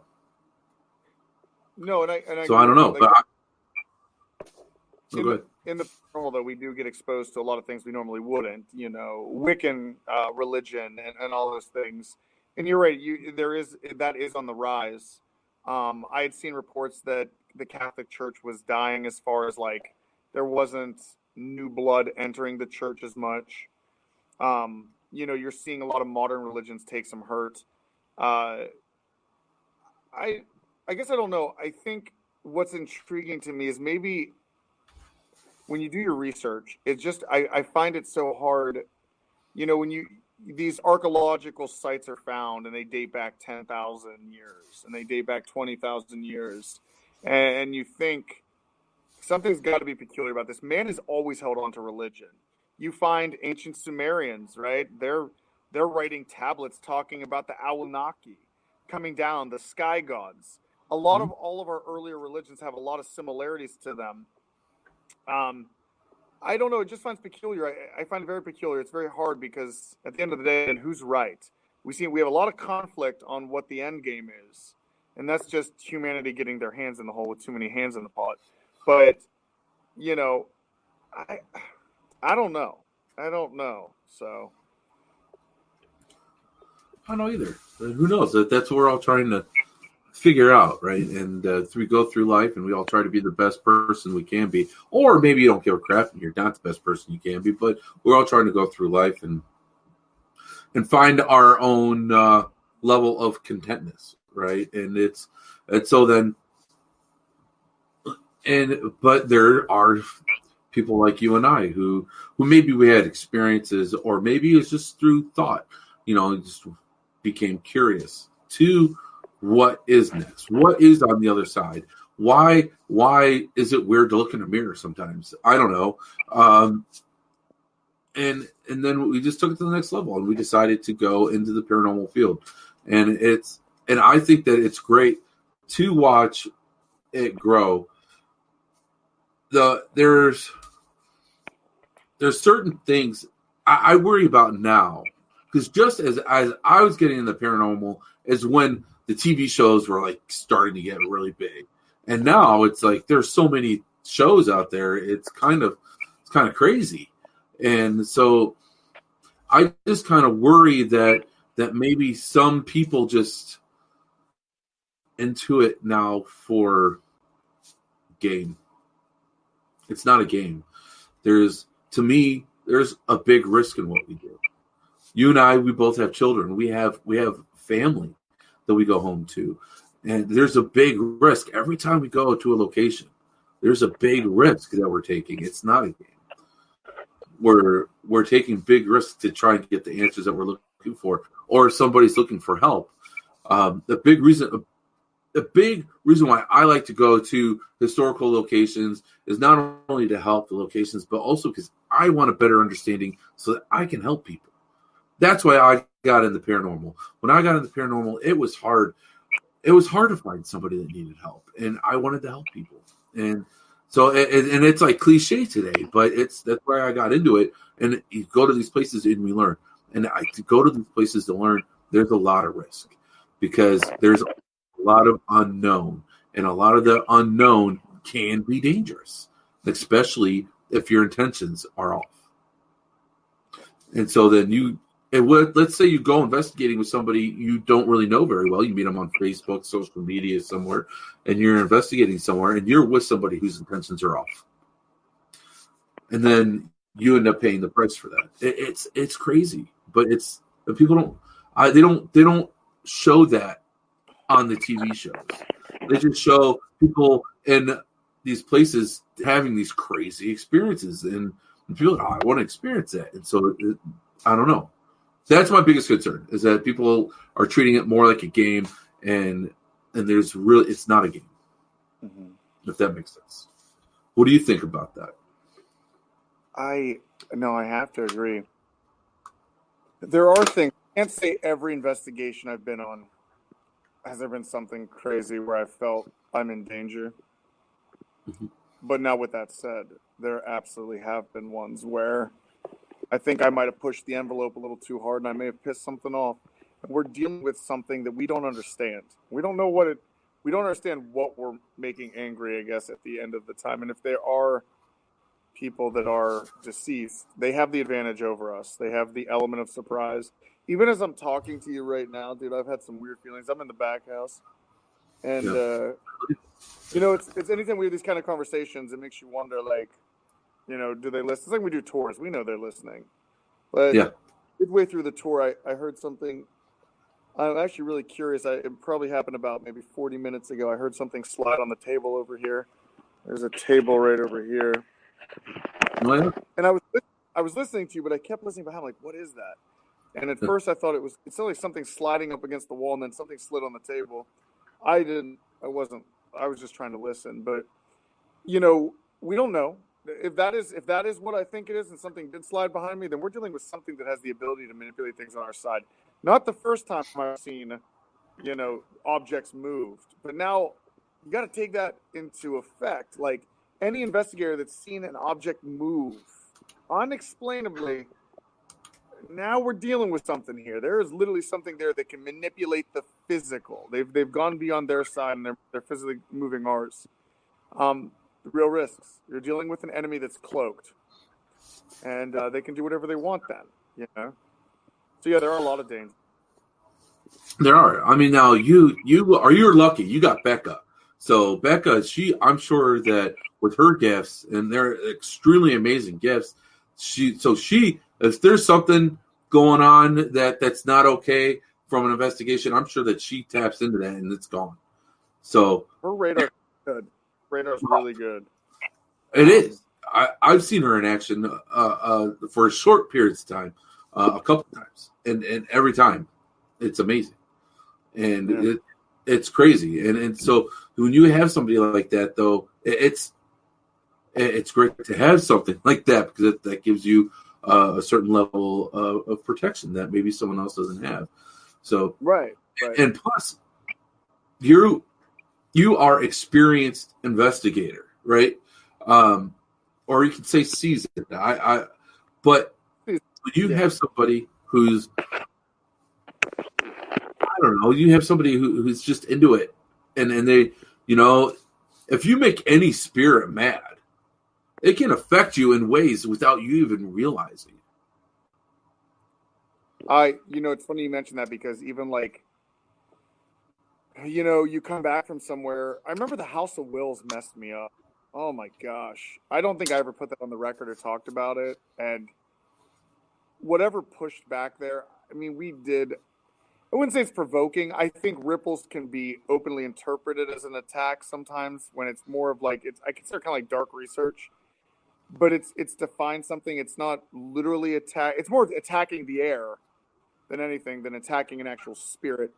But after I got back from House of Wills, the way you're saying that it affects people that don't realize is on an emotional balance. And Becca and I have had talks about this, understanding domestic thoughts and foreign thoughts.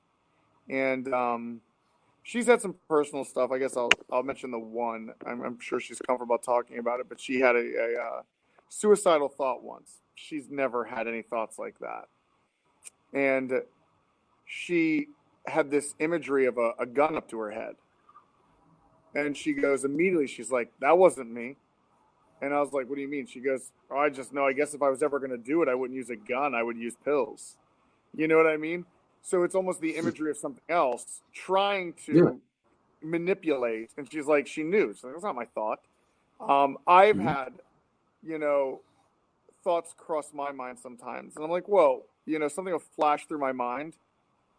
I know my brain well enough. I know when things don't feel right. And I've had times where something will flash really quick. It might be some violent, I'll be around somebody and I'll just, this flash of violence of me like hitting them or something. It like plays in my head. And I'm like, whoa, wait a second. And I'm on reserve. I would never act on it. But I'm like, why did that just flash? Like that's something I had that happen after the House of Wills. When I went to the Villisca axe murder house in the very beginning, when I was not even remotely seasoned, and that was provoking. I'm not going to lie. Put an axe over my head and asked him to push it and all that. That's provocation right there. But that was early 2010, Adam Kimmell. But I remember that night having some of the weirdest dreams and hearing a voice in my head telling me to roll over and strangle the guy next to me. And it was just... sometimes you wonder, is it your imagination? Are you psychologically front-loaded because you went somewhere scary? Or and your brain's doing that out of some kind of, I don't know, protocol? Or is it really, sometimes I wonder when you hear about people in prison hearing voices in your head. Maybe not all of them are crazy. But, yeah. So, yeah, I've definitely, it is serious. And there's things actually even right now, I haven't talked about that kind of stuff much because you don't want to be labeled as crazy, but I'm always silent. And when I do hear people talk about these things, I'm always a listening ear. Like, I get it. I'm not judging. Like, I've experienced this, Well, paranormal will do that. And, right, so if you ever work with I don't know if you've done a lot of private home investigations, that's always like the thing. The paranormal makes you feel crazy. When you're living with it, it makes you feel crazy. You're losing your mind. And so it's just that's part of, it's crazy what it can do, how it affects your emotions, your thoughts, and it can even affect the way that you perceive things and react towards certain things. It's pretty crazy. And then, so it can really, really mess you up. Madison Seminary messed me up the first time I went there. So, it's, I don't know, but the thing is, the paranormal can mess you up. And you know what, if you're provoking, I don't know, to me, is you just got to make sure that in the end, your intentions are in the right place, because intentions to me are super important. I don't care how you're trying to get communication from spirit. If you're using a spirit board, or if you're using a recorder, or if you're using dowsing rods, I don't care. If you usually have the wrong intentions, then who knows what you could be inviting into yourself. Because no matter what, you're using yourself as a conduit, right? You're trying to reach out to the other side, and we are the conduit to the other side. I think anyways. If there ever was a code, and this goes back to the very beginning of this chat we're having, we're talking about scientific code and all this kind of things. I guess maybe not even a scientific code, but maybe rules of engagement. I'm a political science major with a minor in international security. So surprisingly, and of course, what do you do with these degrees? You buy haunted buildings and you ghost hunt. But if I can reflect back, counterterrorism was always very fascinating to me, and things we talk about, and rules of engagement. assessing threats. And it's funny how I can still apply a lot of my politics, what I've learned in politics, diplomacy, and for counterterrorism into the paranormal, because you are going into an unknown battlefield and you're up against an enemy that you don't understand their intentions. You may go in thinking you know their intentions, but at the end of the day, you have to treat everything as a hostile until you know. You can't go on the judgment of other teams telling you that, you got this friendly spirit upstairs. That was an analysis of one team over one night, or several teams over individual nights, that the stuff's going to be inconclusive. So, going in, when you provoke, again, rules of engagement, if you feel it is just, which I do not feel a majority of the time it would be, unless you know your target. And again, at the end of the day, it's not easy to 100% guarantee the target. But if you think that target is hostile, then yes, provocation. If you feel that that's going to work, then have at it.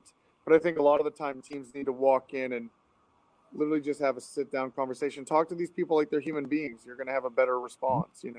I like taking the psychology behind it. Try to engage them, stimulate a conversation with them. You know what I'm saying? And the ripples in time are designed to do that, stimulate a conversation. So, right. Yeah. Yeah, and you know what? You mentioned that the ripples can be considered a type of provocation. Really, it can be. I mean, you take your ripples, you reenact an event that happened there, and then you put a twist to it. You change it, and it's to get the interaction. Me personally, I think it's great. And you know what? There's times when you got to push that envelope. You've got to, because you're getting that reaction. That's what we're after, is that interaction and getting that reaction.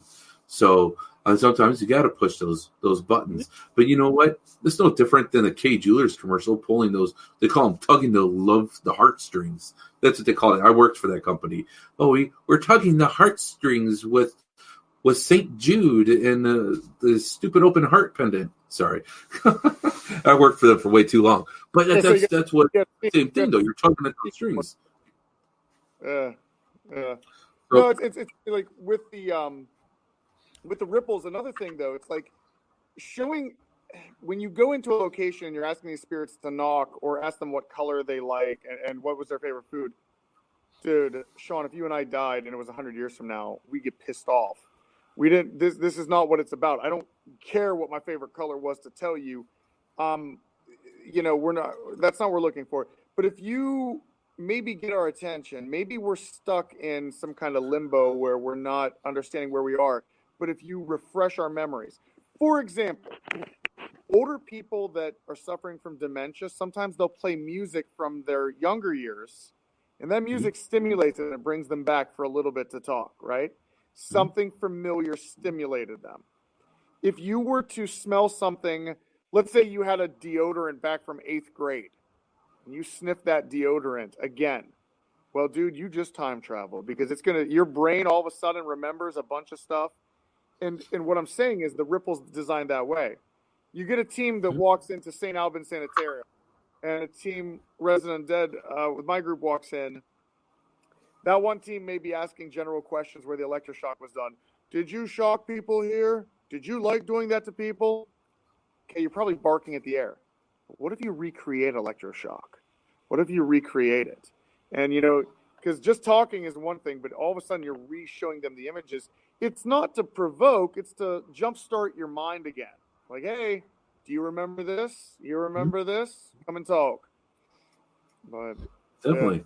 Yeah. And that's why I like using trigger objects, because it's for the same. Another good thing. Yeah, definitely. So it's just you're turning yourselves into the trigger object. You're doing in a sense, yeah. Yeah. So that's exactly, yeah.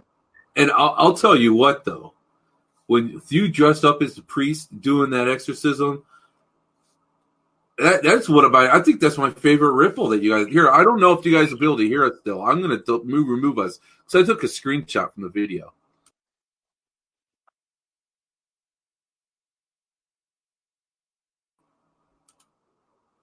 Yep. Father Kimmell. That was crazy. That was, and it was intense. I mean, to think that there was an exorcism done, and then there you are, and not only was there one done, but it was deemed to not have been successful. And there you are pretending to have one. You have balls of steel, my friend. I can joke about it right now. I always hide my fear with humor, always. So if I start laughing hysterically, it's I do that in uncomfortable situations, because when I think about those two ripples, I was telling somebody, I'm starting to learn this in the last 10 years of doing this, and I feel like I'm losing myself a little bit. I psych myself out before we do ripples. Like I always thought it'd be cool to be an actor. I just took different routes, but like doing a ripple is my one chance. Like, and I don't say like being an actor, but like I try to tap into that person. I try to be that role, right? And I don't try to be Adam Kimmell when I do a ripple. Like when I walked in as a priest, I think, okay, I want you to be this badass, angry priest. You're going after a demon. And I just go into autopilot. And it was actually eerie to watch the footage back, because there are moments I'm watching my facial expressions, I'm watching my eye movements.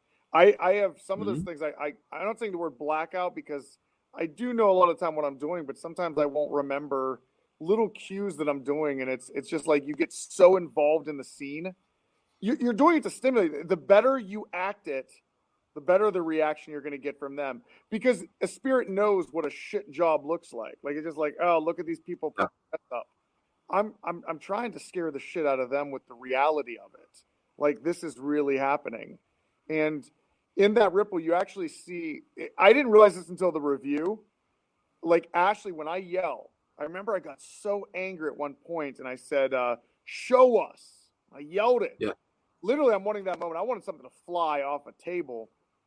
And Ashley, she like quivers. And that's when I realized, yeah, those two ripples were pretty hard on her too, because she does get scared at these locations. It's psychologically rough on everybody, when you really understand what we're doing. But you just see the uncomfortableness in her. And when I yell, show us, watch her shudder. It gave me chills. I'm like, she felt that moment. And in the second ripple, when she went up the stairs and I started banging on the wall, like, she dunks down her head and she holds her head. That's not acting. That's her scared in the moment. And maybe that's what was so successful with the second ripple as well, is that emitting that real fear. Like, Ashley's great bait for that. Like, she really does emit honest fear the whole time. And her being in that closet and shaking and bottling her head up, dude, it gave me chills, because it looked like something out of a movie, Yeah, and you know what? That you actually reminded me of something. Okay. Back when I was a little Sean, I was a little bit of a swimmer. And so I was a really strong swimmer. So when I moved from Shaker Heights to Chagrin Falls, these are communities in Cleveland, I stopped swimming. And but one day I was at the rec center, and they wanted to do a random test on the lifeguards, and somehow I got wind of it. I was like, hey, I was on the Shaker swim team. I'm a strong swimmer. I'll jump off the diving board and pretend like I'm drowning, whatever. But what's in it for me? They let me swim for free for like a while. So I was like, okay, sweet, let's do this. So I jump off, and there's a moment when I was sitting there pretending to drown, splashing in the water, that I did kind of lose myself. And I was like, I had to remind myself, you're not really drowning. Yep. So I could definitely see. I mean, you're pretending to do something and you're in that situation. And so that I don't know, it's weird that you kind of brought that kind of remind me of that. It's something like when I talk about it, it alarms me a little bit. It's good. It's pushing the envelope. When we were doing the Madison ripple, the buried ripple, and I was pretending to be a superintendent, I felt genuine anger. I remember, like, when I pushed the guys, I look back in the video and I'm like, I'm pushing a little bit harder than play acting, And in the moment, again, I'm not an actor, but it's just in that moment I try to pretend what it would be like, be that person. Get in that mode, and you are for the next 20 minutes. You are that person, and it's. I guess it's always been that way. Even back in 2013, I always choked Chris out. Oops. Oops. It's Dom's factory. We were two priests arguing. It was the two priests, and it was about molestation. And I end up taking my robe, a piece of my robe, and I take it around his neck. And I did this, and Chris will vouch to this today. When they fell to the ground, all we had to do was fall to the ground and just stay still and let the recorders run. He had to, like, a minute in, remind me he went to gulp, and my grip was still around his neck. And I didn't realize it. You know what I mean? I was so like, Yeah. And I didn't mean to. He gulped very casually because he knows we have to be quiet. Recorders are running, and he gulped to, like, kind of say, "Hey, man, you're borderline killing me." You know. So. Right. Yeah. Wow. And so then you're doing this, and then have you ever had a time when you did these ripples? Because I know you've done a lot of these. Has there ever been a time where you may have felt like you were being influenced by spirit as you're doing it? More recently than anything, if that is happening, more recently, like Hinsdale, God, dude, it's just eerie because I edit all the footage, right? So Yeah, it's weird. Like, it's not like I do this and then somebody else edits it and I just see a final cut and I'm like, oh, okay, cool. right. I get a lot of moments that don't make the cut, and it wasn't a red flag until Hinsdale when I started looking at there's stuff that didn't make the cut, right? Obviously, the ripple may go on for 4 minutes in the episode, but that's 20 minutes worth of filming. There are some sequences we don't use because it didn't fetch a response. So, you know, there may be more of the argument in the living room. There's like three different three more yelling pieces. We do it because you need as much ammunition as possible, but we concised it to just the ones that got hits. And it still plays the sequence out correctly, but as I'm looking at some of them, it's just like, I don't know. You feel like it's not play. It doesn't feel like play. It feels like I don't know. But yes, Hinsdale's one. I felt it at Madison for the return episode. Trying to think of another one that may have bothered me where I felt it was a little out of body. Phil's Folly when Ashley was chained up. It's I've noticed it's in the darker ones where I have to play a villain. Yeah.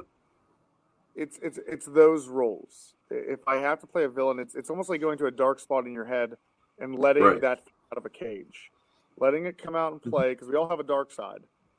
And I think in those situations, I let something out of a cage just for a brief amount of time. And sometimes I've got to, it's like the symbiote, I got that, the symbiote's on me, and Venom. And he's at the wheel for at least 20 minutes, but I can put him back in the cage. But watching what is done, it really puts enough energy into the air. That's what it's supposed to do, Yeah. And I know from filming that there are you do a lot of filming, and so little makes it on the camera. I mean, your video is an hour long. You're investigating there for probably 8 hours. Now, how about the filming that you're doing before that? That's probably about 12 hours before that. So usually we push ourselves. Well, we kind of routine 20 hours is usually somewhere between 15 to 20, let's say. Wow. Usually Becca and Ashley join us later. It's usually, Wolliver, Chris, myself, and Eric that'll get there first. Pre-production starts about 8 in the morning. I always ask locations, like, listen, we're all respectful. We just need on to do B-roll. From 8 to about 3 in the afternoon is all B-roll. It's strictly drone work. It's strictly B-roll in the house or the location. Take maybe an hour break if we can. And then you got to set up base. There is no downplay. It's really, it sucks for the crew. And it's why I always have Becca show up late. I need her to rest up. I need Ashley to rest up. I need them in their A game that night, because doing an investigation and starting at 8 in the morning and ending at 4 in the morning, by the time you get to investigate, you're just a zombie. You know what I mean? So like, Yeah. I remembered Phillips Folly. Ugh, I'm sure this footage will eventually get out, but I'm leaning up against the wall. I blacked out. I literally blacked out because I was so exhausted. Put my hand up against the wall, and Ashley's loving it. She's dying laughing because I'm making no sense. I literally go into this part where I'm like, all right, now we're going to head down to the basement, and literally all my words spew together after that. There's this blank look, and I just lean, and I rest up against the wall, and I'm like, holy shit. Like, and I even looked at them on camera, and I'm like, I don't know what we're doing right now, and I don't know where we're supposed to go. And it's just like that physical exhaustion. Like, you push yourself. I should air that. I should put that footage on Instagram or something. It was actually kind of creepy. Like, you hit that wall, dude. And even and Chris is laughing. He's done it. He's hit that wall. It's happening. But, yeah, man. You got to push yourself for these things. You do. And you know what? I mean, Eric McGill is always pushed himself. He really is. It's crazy. I couldn't do what he does. He goes, and I'm sure you do the same thing, but we go for an investigation, and as soon as he shows up, boom, it's go time. And then it's go time, and he's filming, he's interviewing, he's doing this, he's doing that, and it's go time until it's time to pack up the equipment and finish up the investigation. Yeah, I never had to do that. I'm a horrible cameraman. I am. I've tried doing camera work for Ectovision, and I suck at it. I don't have a steady hand. My hand's always too like shaky, or I don't know, or like my ADHD will come into play, and I'll be like, what, you know, or I'll be that camera guy where I'll stop. My ADHD will come again. I'll just be looking with my eyes, and now at the camera, and the camera meanwhile is going down to the ground. So that happens. I'm a horrible cameraman. So Eric didn't like to use me very often, but the amount of work and the amount of time that they would go there, they would show up there at 8:00 in the morning, and we'd leave 4:00 in the morning. Yep. Sometimes we wouldn't leave until 11:00 in the morning the next day. Yep. So yeah. Eric, so kill everybody. Like not all heroes wear capes. And in the paranormal, dude, Paranormal Underground, you know, it's how I kind of found you guys at first. I would watch teams, and I could tell when I saw Ectovision, you know, I was like, dude, these guys work. You know, I applaud any team that puts together a production because I know what goes into it. And when I saw the work of Ectovision, I was like, dude, these guys came to play. Like, this is not BS right here. And Eric was with us at Hinsdale, and Eric is that way. He showed up a little bit later because he had to come in, and he got there at 5. We chatted for 2 minutes, just like, hey, how's it going? A little catch up. I always try to like say that because Eric and I get right down to work, and I'm like, I said for 2020, Eric, we actually have to like ask each other how our lives are doing instead of just jumping right into work with each other. Within 2 minutes, straight Terminator mode, and we're just mowing Hinsdale down before anyone else got there. And he's a machine, dude. He's awesome. He's awesome at what he does. Yeah. You know what got me the most as an investigator? You do all this time. You set up all these cameras. You do all this for these productions.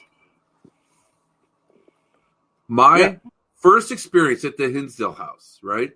I left my backpack. I left my backpack. I always bring to every investigation. I keep my snacks in there and whatever else in there. That's my man purse. So I go and I get my backpack, and I literally felt like I was chased into the house from my car.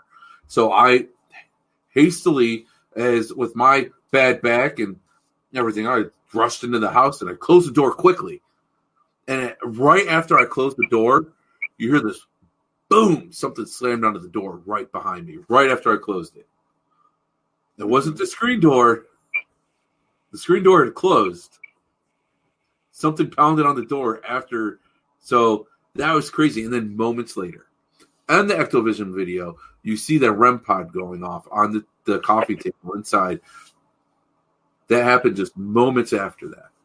I remember seeing that. The Hinsdale house is a crazy, crazy place.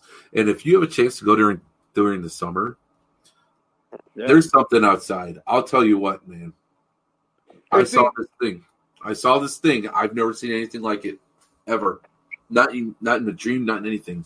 Never seen anything like this creature that I saw going up that trail of the woods. Like it was this creature. Yeah, it had horns. Yeah, it had horns, kind of like almost had like a deer face, but a human body, big black eyes. And I was seriously like so scared that I picked up sticks. Like it looked physical, right? Like I treated it like it was a bear or something because I've done a lot of camping. I started taking these sticks to make myself look bigger. I started yelling. That's like I thought there was a physical creature out there. There's something crazy. I don't know. We unfortunately did not get to partake because it was snowing and it was cold. Yeah. But if we could have got there during warm weather, actually my plan was to investigate outside as well. It may have turned the investigation into a different direction because there was so much to do in the house still. But one of my goals was to investigate outside, but it was just the temperatures going to be rough. You guys had a very good time, good weather. Yeah, we were lucky. We were really lucky with the weather. And that's up in the mountains. That had to be cold. Like it gets cold here. It had to have been really cold. Well, I'd like to give a shout out to DJI and their Phantoms because I put that to the test. We had sleet, snow, and I'm like, man, I got to get drone shots. And you actually can see in some of the drone shots water touching the lens because it's sleeting. And I'm like, I got to do it. The day before, there was a malfunction with the update. So I'm like, well, shit. Then I went the next day, got it updated because we were there 2 days. The first day was B-roll, and then the second day was the actual investigation. And I had to fly that drone in the sleet, dude. And I'll tell you what, man, those Phantoms, they come to play because I'm pretty sure I thought the thing was going to crash with the weather conditions, but pulled it off. Those Phantoms, they are crazy. I wish I could afford one. I'll tell you what, my cousin, he has one that he used just for fun. He lives up in California, and he was up in the mountains getting this really cool drone footage, and he lost his drone up way up in the trees in the mountains. It's so some trees now growing around a Phantom drone. I couldn't imagine. Worst. Oh, I couldn't imagine. Yeah, I've to earn your pilot wings, you got to at least crash 2 of them. So I've crashed 2 Phantoms, and third's a charm. But it does take the production to a whole new game because you can pull off some amazing shots that look Hollywood, and people would be impressed. You know, you don't need to spend a lot of money on this expensive stuff. Like just learn how to fly your basic Phantom 3 to Phantom 4. They have the Mavics, the Mavic Pros out there. Those are also great, but if you're on a budget, Phantom 3, Phantom 4 is what I use, the Phantom 4 Advanced. But even the Phantom 3, you can do a lot of powerful stuff with it. Like it's just like a video game. You know what I mean? Put some time into it. You treat it like a video game, and you will come up with cinematic shots that are just whoa. You know. I know. I'm always too scared to touch it. I know they're expensive, and wow. So that is a real. I mean, you guys. First of all, you guys have some really amazing equipment they use. I saw McGill using a I don't even know what it's called. The thing that you put the camera on, it moves on a track. Yeah. Oh, automatic. It's like a camera track. Yeah, yours is automatic. Like usually, it's like you gotta like manually move it at the right speed or whatever. No. Nope. So him and I you don't mess around. They got remote control cameras and shit. We talked about that. Like him and I invested in one, and he invested in one. And it sucks because in the game you have to drop a lot of money to figure these things out. And you can watch videos of people giving you their advice, but until you test it yourself, you're not going to know. And the first one we bought, something malfunctioned on it, but we took it around Madison and we did some crazy trick shots with it. Like he called this one shot the creeper, that you can come up at like a 85-degree angle, but then you let the camera swivel another way. Dude, it's it's cinematic. Like, you can do so much stuff, and it beats the old way, because I used to have a dolly where you had to push it manually, right? Yeah. Well, okay, you're a human pilot, and there's going to be human error, because you can't always make a perfect glide. It's all by your feel of pushing it. Right. Now with this device, we can program the speed, and literally we can sit back. Eric and I can sit back. We can program, okay, we want this speed. Here's our parameters from A to B of how far this thing's going to go.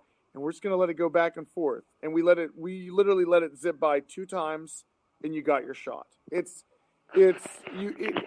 comes to the point where you want to get as much footage as you can, as fast as you can, but as efficient as possible. And that's the great thing about, Eric, as I nicknamed him, Mr. Data. He calculates this stuff, and he is just a beast. Yeah, for sure. He's definitely that. If you have a question, no, I'm not going to do that to him. He's a very smart guy, though. Yes. He already. I was going to say, if you have a question, he's a good person to go to. But it's like, another shout out, Dave Wooliver. Like, I've been slowly assembling the Marvels, the Avengers, and David Wooliver is another one. Actually, I met Dave first. Dave, back in 2011, very early, he was making videos, because like on YouTube, that's how I kind of found Paranormal Teams. I was trying to see who was putting cinematic stuff together, and I found Wooliver that way. He had that passion as well, and he does amazing stuff too. When my power team is when they're both together on the ground, because they helped with the Madison production, and dude, it just runs like clockwork. It's literally like a full-blown production company. Everything's easy, because you got to remember, like, in these investigations, you're on the go, and it's just very easy when cameras are ready, cameras are charged, we know what we're attacking, our sound check is good. There's a lot that goes into making a good episode. You understand from seeing Activision what he had to do for Activision. Right. You're trying to bring the viewer into that investigation with you, and that's tough. And having good audio and good cameras, man, it all plays a factor. So it's a rough game. But what's awesome is, like, what was really cool about Activision was watching everything. Just like each video got better and better, the production got better and better. Yeah. We got better and better with each investigation. And I'll tell you what, watching RU get better and better it's been a treat, man. You guys definitely don't hold anything back. It's hard to find true entertainment, I think, anyways, in my personal opinion. You guys are great to watch, and you guys get that interaction that we all want to see too. So, and it's so cool to watch you guys. If you go back to Resident Undead's YouTube channel, go back to the earliest video you can find, and then compare it to their last 2 videos. God, yeah. Holy cow! It's so cringeworthy, because like you watch. Oh, but it's excellent though. You get to witness the learning process, right? You see the learning. You see, like, it was Domsville Rectory. I kind of removed it. Like, once I brought Ashley on board, I had finally assembled it to where I wanted it. So I had Ashley, and so I started it there. I just rebooted. Like, there were probably maybe 17 other RU episodes, but brought Ashley in, and you just see now. Ashley and I had been friends for 10 years prior to this, so we had that genuine relationship. Beck and I already filmed a few episodes, like 3, and Chris a little bit farther than that. So, but you do see that growth, and it's just like Activision. You have that natural chemistry with each other, and that's what plays into an important investigation, because you're all in the same frequency. So you move as one unit, and right now, between Becca, Chris, Ashley, and myself, we move as one unit. It's as I love to use the reference of like the Spartan phalanx. When we do something, you have to move as one, and that keeps the investigation going so smoothly. But then if you watch like Saddamsville Rectory, dude, we were babies. We were babies. Yeah. Well, I'll tell you what. That connection is huge in an investigation. When you're with somebody and you're investigating, your energy feeds off of each other. Yes. And I swear, when you're with somebody who you connect well with, you get more interaction. You're right. So when you have that you have that family, you have that brotherhood. It makes it that much better. It makes a better experience for yourself. So it's awesome. And you guys have been around for, it seems like forever. And you guys are, oh man, I'm telling you, like, man, if you could just compare your very first Madison, I don't even know if that's up anymore, the very first Madison video, compared to your last two when you purchased Madison. First Madison video was 2011, like my very first one. And then I did one in 2014. Then I did one. Madison was always weird because I grew up an hour 20 from here. Madison was that location when like we needed scheduling and a location fell through. You could always call and be like, I bet Madison Seminary is open on a Saturday. And they were. You know, bookings weren't as heavy here because it was an unknown gem. You know, back before I had the place, people didn't really know about this place. It was untapped. Kind of hidden gem. Mm-hmm. And I just remember the first time one of the guys I was filming with back in the day, when he said Madison Seminary, I was sitting we had met at my parents' house to grab something. So I had something over there that I forgot at my place. And I remember we were going to film, I think, somewhere in Massachusetts, or I don't know where we were going. And I remember the moment he goes, dude, have you ever heard of this place, Madison Seminary? And it was that, I was reminiscing about that the other day of like how things work out. You know what I mean? Like, I would have never imagined this place he's going to talk about. Like, I'm going to own this 6-7 years from now. But he had to do some deep research to find it. Creature you're describing sounds like a Wendigo. That she's talking about the creature I described. Hinsdale. Yeah, it does kind of. Yeah. It seems like you guys, Madison is completely different since the first time I was there. And you were there a couple of years before I was there, back when the previous owners owned it. Mm-hmm. I feel like where we talked about how you guys may have woken some things up with the history, bringing up bring in new furniture, or not new, but other furniture and other artifacts.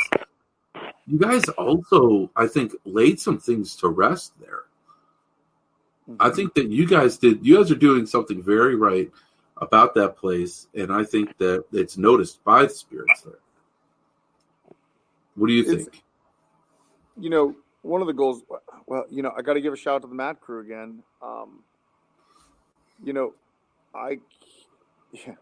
my dad always says to me that I'm just way too lucky all the time. And it's not, you know, he doesn't understand how all these people have come together and love this. And we're just a bunch of crazies, right? So we've bonded in our crazy. But, you know, with the Mad Crew, the energy, and dude, you've been out here. You've seen, this is one of the most open-minded places you can go to. Everyone feels welcome. Everybody has a good time. And that kind of energy is constantly here every single weekend. That's like sparking a battery to the place.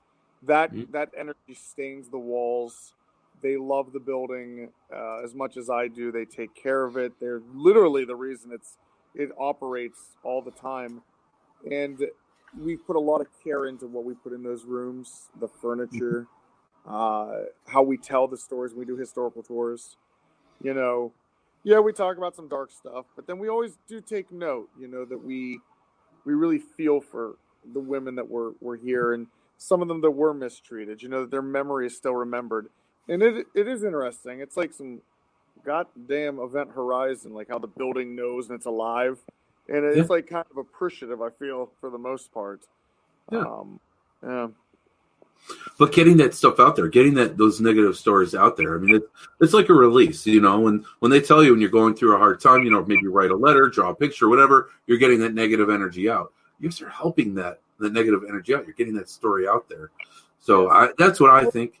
I think that you guys are doing awesome things for that place, not just by fixing it up and making it beautiful again, but also with the spirits are there. Because, I mean, you guys are definitely keeping it amped up. I don't know what you do to keep that place, because each time is different. There is not one experience at Madison Seminary that is like the other. See, it's like you can go to some locations and you know what to expect from there. You can do that. I think it's safe to say certain locations, you can know what to expect from those locations. Madison Seminary, you never know what you're going to get. I'm with you. I don't know. I can't tell a team. If a team ever comes up to me, and I've had them, private teams getting ready to set up, and the one last thing they ask, like, what can we expect? Any things you want to advise us on? I'm like, guys, I can't. I can tell you, but I guarantee you it's going to be different. You know what I mean? You know how it is, man. It's a wild card. All the time. It is. Just follow that and follow that gut. That place. Follow your gut. Oh. If you feel like you want to walk into a room, walk into that room. Right. That's all I can tell you, man. And trust me, weird stuff's going to happen. That's true. So Melvin asked a question, but first I want to ask you a question, and you can choose whether or not to answer it. Okay. And I don't mean to bring up like old nonsensical drama, but you also worked very closely with RCI. Right. Okay. Now you have Madison. And I believe that there has to be a relationship with the building. Yes. Right. So how would you compare just the relationship to the buildings? Like, how would you compare the relationships between getting to know Madison and getting to know RCI? So RCI was back in 2015. And I put a lot of love and care. It was like my first, first love into it. Still love that building. And yes, what you put into the building does count. And that first year I was there, the place was great. The energy was good. It was just like Madison. Like there was a Madison before Madison. It was Randolph County. And then due to a shisty business deal, and this is what I've learned about business, you know what I mean? There are some people that exploit the paranormal. And as much as I tell people, like, you go to the Randolph County Infirmary, that's fine, but know that your money is not ever going to go back into that building. But the energy's also changed there. And there were people that still, hung out there after we left, and it's fine. They were still going to go there, but I've had so many of them come forward and say, dude, that building, it doesn't feel the way it used to. And really? I really think that maybe it plays a factor of those who own it, a factor of the crew that runs it, dark energy, dark people. It will blanket over that location because energy's energy. It's true. And you look at the leadership of RCI versus the leadership of Madison, and it's completely light and literally it's like light and dark. And yeah, the energy's changed. But so a location can change that quickly. But yes, it was my first love. Now with Madison, I've run it the same way I would have ran Randolph, but Randolph is not run that way remotely. And like I said, teams have reported in, dude. It's just that's right. I was more curious as just to like with the difference between the relationship of the two, with I don't know if maybe spiritual or the type of connection, like you definitely have a connection with Madison. I think definitely probably going to Madison every day probably is really hard to avoid that connection. But did you have like that kind of connection with that building, or would you say? I mean, of course, you've been with Madison now longer, so you're going to have that stronger connection. I'm just kind of wondering because, I mean, very few people get to have the opportunity to run or own a haunted location, let alone two. So it just kind of like crossed my mind. What would it be like to actually compare the two owning two haunted locations, which were very much almost alive spiritually? Yes. Did I have the? It's weird because I had a connection with RCI. I still love that building a lot, but it was weird because the attack. I guess like when I look at Madison, actually when I first got Madison, it was very depressing. Like it just had nothing to do with the exit of RCI. It was just the energy of Madison at first. Oh, she was the girlfriend we have today. Right. So, like, icky, dude. Yeah. And not dirty, but it felt weird. Mm-hmm. I remember, and I'm not a depressed kind of person. Like I feel like I'm like an optimistic, happy. That first year of having Madison, dude, I had to struggle with inner just feelings. Like I just felt depressed. And which was weird. I should be on top of the world. Like, dude, we just got Madison. You know, good things are coming. But I was just so down on myself for that first year. And that town put you guys through the ringer. We did get through the ringer. And maybe that was a lot of, like, just hard stuff I had to go through to get the building open. Where RCI was like, got the building, and they were like, have fun with it. Like, they didn't care what we did. They just wanted the tourism. So, yes, it was a little depressive, but then it turned into, like, dude, I love that place. Like, I'm here now. I can't talk about it in the third person. Like, I love this place. And it is, I get it for investigators.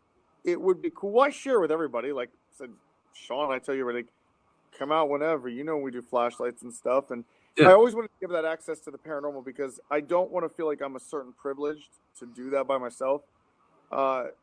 This is what it's about. You know, sharing it with everybody as well. Because it's even hard at times to say that I'm the owner of Madison Seminary. Because I'm still like a kid at heart. You know what I mean? Like I sometimes walk out. When I walk out of the back house to go grab something, I look at the building. I'm like, holy shit, look at that thing. You know, like it doesn't occur to me sometimes. Like, yeah, I own that. But yeah. But it is a different kind of relationship. It is weird. Like I feel like a weird. I don't know how to describe it. It's fascinating. It's really interesting. Like to walk through the building by yourself, like literally, just you're here alone. And even if it's, I don't really like doing it at nighttime. I'd do it if I have to, but like what I really do enjoy is the daytime walks. And I'm alone on the property, and I just no mission, just walking through hallways, just kind of looking. There's just this weird sense of awe and accomplishment. You know what I mean? Like a weird chapter, and here we are. All of us have cemented ourselves in the chapter. All of our names will be remembered. We've made videos of ourselves doing this stuff, and then here we are in this moment. I'm just standing in the building, and it's just we pulled off one hell of an accomplishment, dude. Oh, and I say that with you and everybody that's come out from Madison. Like, dude, this is a win for the paranormal. Like, what we did is like, this is like founding father shit. And we just beat the British, dude. Like, we pulled off one hell of a. It's crazy. It's if people knew the backstory of how close this wasn't. Like, even though I purchased it, if people knew how close we were to this not even happen, this reality almost didn't happen. It was a fight, like a huge fight, dude. It was. And we pulled out on top. You did it, man. You did it. You are a magnificent freaking leader. When I talk to Eric McGill and I talk about Adam Kimmell, I talk about, man, that guy is one incredible leader. I'm like, oh. I was like, if I am to follow somebody into a battle, I want to follow freaking Adam Kimmell. Thank you, man. Because he's going to lead us in the battle, and we're all going to be freaking smiling and having a good time doing it. And we're going to fucking win. So true. We're going to win too, man. So it's not we're going to have a good time while we do. And that's literally what it was, dude. Madison's like rise to power. Dude, it was like fun. Like you talk to anybody out here, it's like it never feels like work. It's just like it's fun, dude. It is fun all the time. But it's crazy the amount of work that's gone into it. And anyone you talk to out here, it never feels like work. We always joke about it. Long flashlight tours, like when you were with Denise until like 3 a.m. Yeah. We just lose track of time, and it doesn't even feel like we're doing an actual job. It's like we're showing people our playhouse. You know what I mean? And it's crazy, dude. So speaking of, do you know that we've been on for 2.5 hours? This is what I love about having this podcast. It's like you get in these conversations, you go down these rabbit holes, and next thing you know, it's freaking like 11 o'clock. 11 o'clock, yeah. But luckily, you know, being paranormal investigators, 11 o'clock, it's 10:30, whatever. You know, well, this is like our afternoon. This is our afternoon. Right. It's like our, right. It's like dinner time. So, Melvin, he wants to know. He says, "Here, I'll pull it up here." Question: don't know if this was answered or not, but where does your passion in regards to paranormal come from? And he says, both of you guys just light up when you speak about the unknown. So he wants to know, where does your passion come from? I don't know. Maybe how did you get started in paranormal? What got you interested?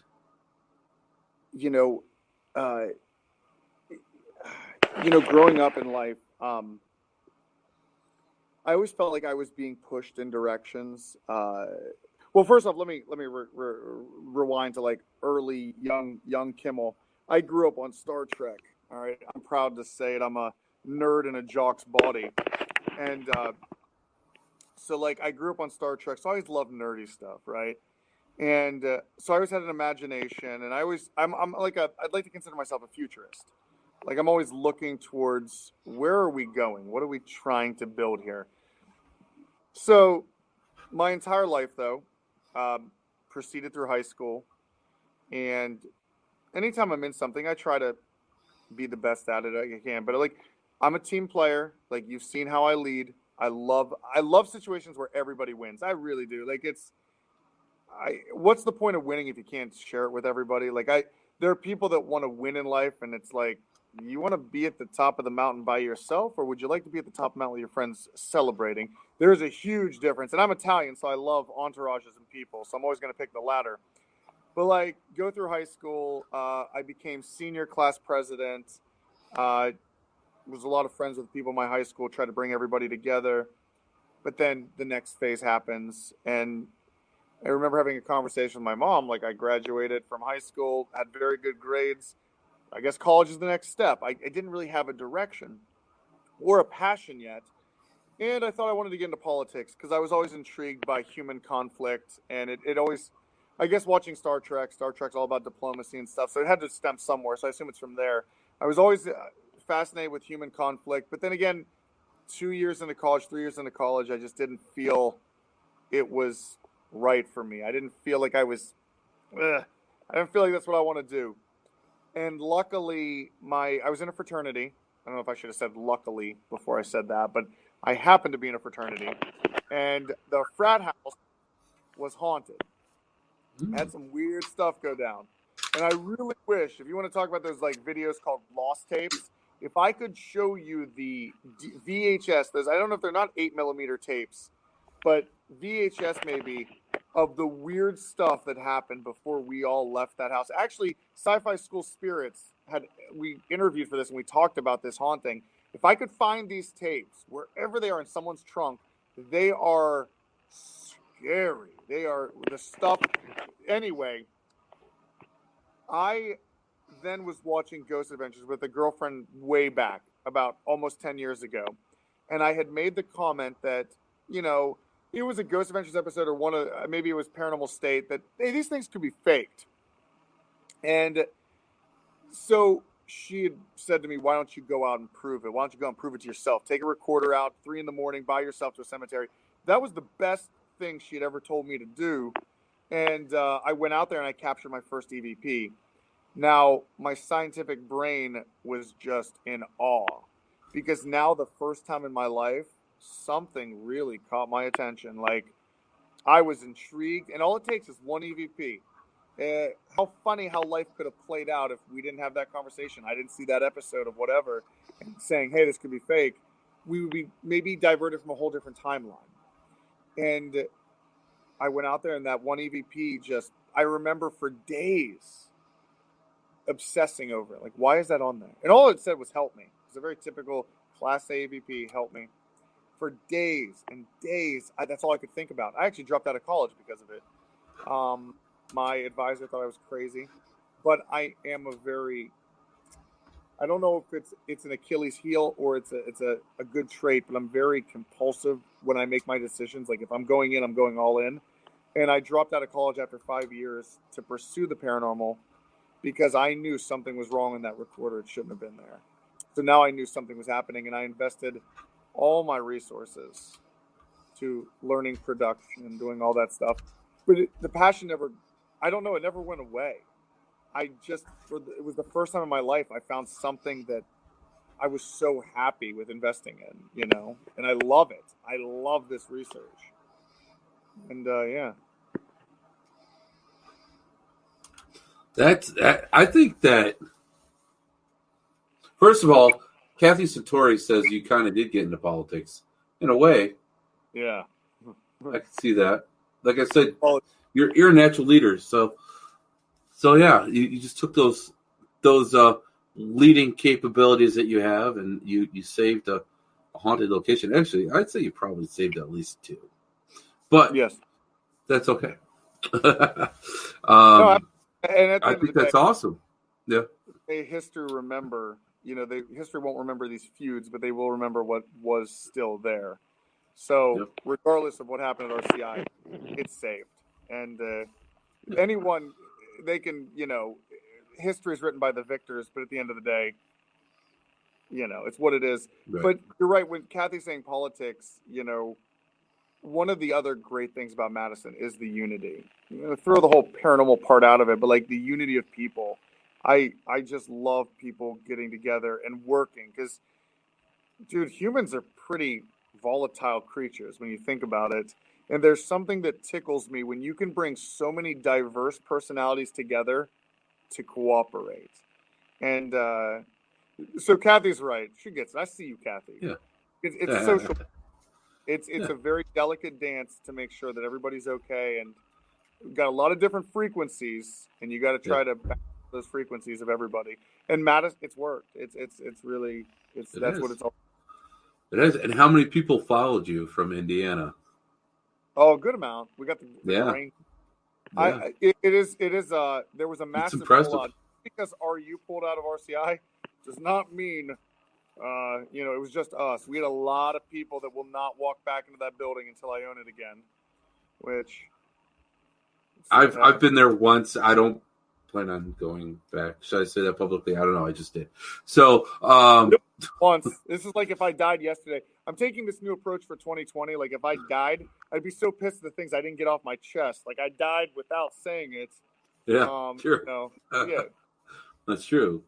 So, but I do plan on going back to Madison many times more.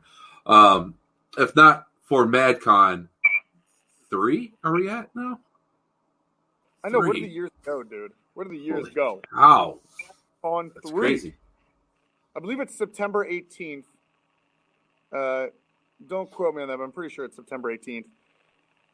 We pushed it back because, as you know, we had the hottest summer last year. We did. Oh my gosh, it was so hot. You know what? The date. That's right. The date. The date is like, I think it might be right by my wedding anniversary. Something. It was something. But we'll have to make it work. You better be careful. We don't want to ruin churches out here. Oh, well. Oh, my wife is awesome. She knows. Yeah. And she's very supportive. So last year I brought my old team to MadCon 2. And then the very next day I took my wife and my kids to on one of those indoor water parks in Sandusky, and we went to Cedar Point the next day. And it was just like boom, boom, boom. Like that weekend was insane. So we worked together, but she let me do my thing, and she let me go do MadCon, and then we did our family fun. So we find a way to make it all work. So we'll make it work for Mad. We're gonna make it work for MadCon 3. Can't miss that, especially now that I'm in Dark Alley Paranormal. I mean, come on, that's like sacrilege for Dark Alley to miss that. I mean, not that I'm like a huge key of it, but I don't know. I feel like I got to be there, represent. Dark Alley is an OG of the events. Like they were there from the beginning and the beginning of time. But so like, yeah, you got to be. And you know what's funny? We were talking about MadCon. It's funny. I was talking to Savage, Christian named April. You know her, and we were talking about how special this place is, especially when we do these big events. MadCon 3 is like a big family reunion, dude.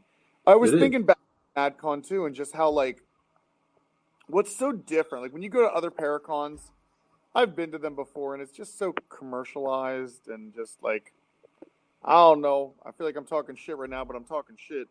But just, like, it just doesn't feel like the community. sense of all the investigators are there.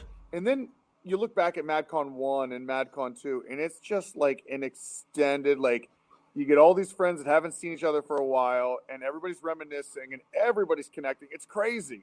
It is the coolest thing. You can walk to any, you can just keep walking around, and you run into people, and everybody wants to talk, and it's just a very unique kind of event for, especially the paranormal. And that's what we get excited about. It's just like, that's that one time a year. Everybody gets back together. And that's why we kind of changed Friday up. You know, we noticed that on Saturday, everybody just wanted to hang out and talk. No one was really investigating. We did a little bit of stuff in the building, but everybody just wants to chat. So we're like, you know what? Friday night is just a big meet and greet. Go investigate if you want to, but for the most part, we're just all going to hang out. And then that lets us bring more people on the ground Friday. And then Saturday, we'll do the real big hunt, you know, about, I think, like 25 people. Nice. But it's going to be good as always, dude. And I do have some guests up my sleeve. So it's going to be good. Trust me on this. It's been a very good year for Madison. We've acquired some very new friends. And I think we're going to be seeing some very big headliners joining us for MadCon 3. So actually, it's more than likely. So I'm excited. Now my gears are spinning. I'm like, Oh, dude, I'm telling you, 2020. I put out some feelers there, but I'm telling you, dude, there are things going down. I cannot. It's so hard for me because I always want to share this and just yell at the top of the mountains. There is some bigger than MadCon. It's bigger than that, dude. It is the biggest play, and I will be able to announce it soon. But dude, I'm telling you, 2020 is the year, man. 2020 is the year, and it's gonna be busy. It's going to unfold. I already know it's going down, but it's going to be a very busy year and a lot of fun, dude. So, just wait, my man. I'm excited. I'm really excited. So I know you got to keep a lot of things under wraps, right? So what do you say? A lot of things are coming in 2020. Can you give us a little nibble? A little bit. Nibble. I could do it. Let's see.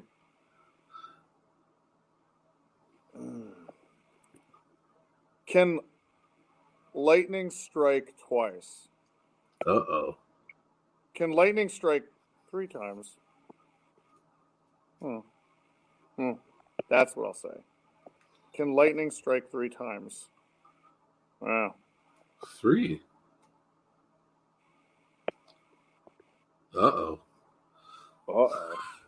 I can feel. I'm like Yoda. I can feel the force. I can feel. That's the clue. It's like a loose clue. What does that mean? Can lightning strike 3 times? And what does that mean symbolically? What could have? Do we know all 3 times yet? We know 2. Okay.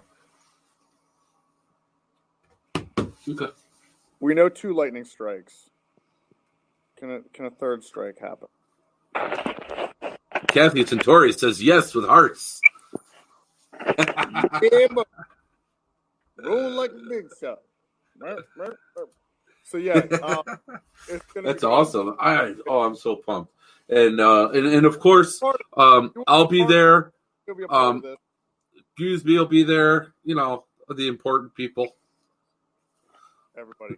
Heisenberger. Heisenberg. I'm very glad that you are with, and if I may say this, I'm very glad you're with Dark Alley. Good people. God, who's at Heisenberg alone? And I do want to say, I do keep tabs on the network. I'm always watching, and dude, you have come a long way with the show. Like, it's always that development of getting into this. You plunged into it. Very proud of you. I always tell Wolver and Eric when we have our little meetings and stuff.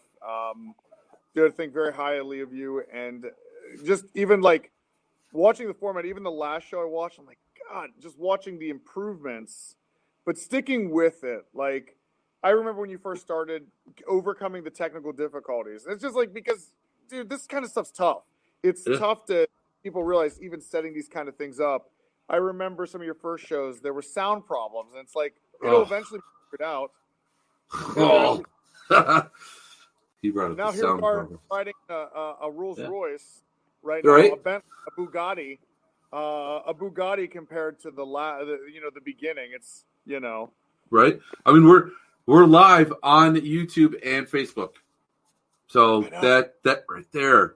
I mean, that to me is I always told Eric and Williver that I wanted to be do YouTube live, and now here we are. We did it, and I honestly, with Eric and Williver behind the wheel of this, it's been an incredible ride.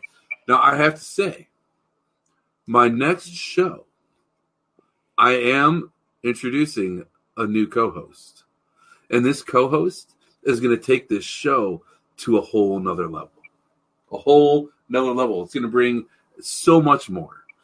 You know what? I'm just going to announce it now because I'm excited. Okay? Get ready. Are you ready? Okay. She's in the comments. Actually, she just commented now. It's Zarina Crow. All right? She is a chaos witch and a psychic medium. All right. Congratulations. And she is awesome. She's just out there, and it's going to be freaking blast, and she's going to take the show to a whole nother level. I saw some of the comments, and they're probably she chimed in a little bit earlier. Because I can't see any of the chat. Yeah, and she actually just commented. She said, "OMG." Yeah, I didn't tell her I was announcing. Honestly, I just announced. I just decided at this moment, the spur of the moment. Sorry. Oh, you're me, dude. You are just as impulsive, and I love it. Like. So hey, man, you gotta listen. Congratulations, Zarina Crow. Congratulations, board. She's gonna take the show to a whole nother level. I'm telling you, because I'm like the paranormal, like empath guy, and now we've got this freaking amazing psychic Wicca freaking chaos. Oh, it's gonna be cool. And I will say, I'm proud of all the shows we got here.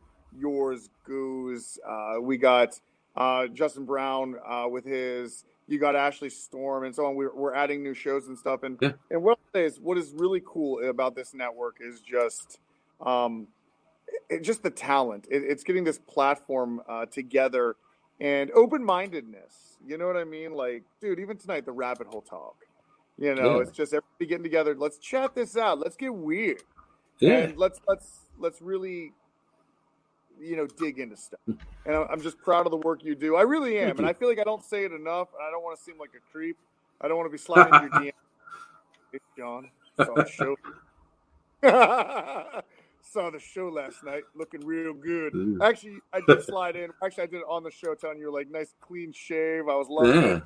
Yeah. Heisenberg looking like a young. Right. I saw that. Yeah. I'll tell you what, this facial hair is my wife is 100% to blame for it. It's literally and figuratively grown on me, so I now actually like it. So you know what's funny? I'm trying to remember because you didn't have the beard, right? You didn't really do the beard thing. No, and there's been like I would like grow my facial hair out for like a couple days and it'd get so itchy that I'd have to get rid of it. So but now I've had it for a while. It's kind of like a very similar story. So there was one time I stayed at Madison for like 2 weeks, right? Didn't have time to buy a razor, and I'd shower, all these things, and I just let it grow. And I'm like, you know what? Screw it. I want to see what it looks like to be a lumberjack. And it was a long time, dude. I looked like a homeless person, but it was like getting there. And then finally, I just cleaned it up. I just wanted to see beard now, dude. Beard life. I'm with you. I like it. We're beard brothers, dude. Actually, if anyone examine this, we're pretty close. We are. We are pretty close. Like you got more style. Like you cut right in here. No, that's natural. I didn't cut shit there. I thought that was Picasso right there. Like no, this is straight. So you have natural American section. You're telling me right now you didn't use that razor? No, not at all. Why does mine fill in? It doesn't do that. I don't know. It's weird. You know what's funny? Like even like here, like I have to trim this low because it doesn't grow in a lot here. So if I didn't do this, it would just look like crap. It would just look like straggly like hairs. It would look like it's weird. Yeah, I don't know. So envy. I don't know. My dad had like this whole big like Santa Claus beard. I'm like, how do you do that? I can't do it. So we go from right. like the beard. close out on the beards. I know. I'm actually using a beard shampoo and conditioner. How about that? What? I use that bedhead stuff, dude. Nice. Like, we're here, and just so everybody knows, we're casually doing this for the sponsors. Like we, hey, bedhead. Nice. But, dude. Nice. Hey, whatever. Hey, Whatever. It's grown on. But It's good. again, Good stuff. But I really do appreciate the kind words. I really do. It's a lot of work. It's hard, and I appreciate it. I appreciate it being noticed. So thank you. It's been a road, and I'll tell you what. Between Eric Wolver, John Ward helped through a lot of it. Melvin Seaborn, man, he helped. Oh my God, the OBS nightmare, the nightmare that was OBS. So glad I don't have to deal with that anymore. So. No, it's just come a long way, and it's just it comes back to the conversation we had, like talking about building something. You know what I mean? And like, dude, it's incredible because the paranormal, Goose. Hello, Goose. You slither in, but sorry, his greatness just threw me off kilter. Oh, 2010 or whenever. Dude, the paranormal was the Wild West. There was no like structure to this. Not a lot of people doing stuff. And if you look at how it's developed over the last decade, the underground, and I'm proud to use that term, paranormal underground, has gotten work done. You know, this whole everything doing with the network, and just you're bringing order to something that was so chaotic. You know what I mean? All of us are. It's incredible, dude. It's incredible. We're going to start this hashtag, Parabeard Life. I'll tell you what, your commitment to the underground is amazing because it's hard work. You have these teams who are creating documentaries, and whether if they're seasoned or just starting out, it's the man. You know who's out there. You know what's going out there, and the support is amazing. And it's hard. It's hard to find that support. Like you having your own YouTube channel and you make your own show, and then you go and you're the underground yourself. So it's like have you ever gone to a concert where like the opener will like the sound like complete garbage. The sound quality is horrible. And whatever, and then the headliner is freaking top notch, right? And actually, there was one concert I went to. It was 9 Inch Nails and Perfect Circle opened for him. Perfect Circle's no joke. It's Maynard James Keenan, lead singer from Tool. Perfect Circle sounded like shit when they opened up for 9 Inch Nails. You don't do that. Yeah, you do that. You don't do that, and you welcome everybody, and I think that's awesome, and that's what you said. Madison Seminary is Unity, and you are 100% right about that, and that's because of the way that you do it, and that's one of the things that makes you a great leader. So I'm just glad to be part of the RU family and my little once a week show that I do, and I just hang out and have fun. That's all I do. And even looking at the underground, it's the teams that want to put work in. I know it. Yeah. You know, I may not acknowledge it all the time, but I see the work that goes in. It's not these things you don't just snap your fingers and they happen. So even when I see these teams up and coming, there's a lot of groups putting documentaries together. You have the Madhouse Boys, Dead Republic. They got together. They're putting out a documentary.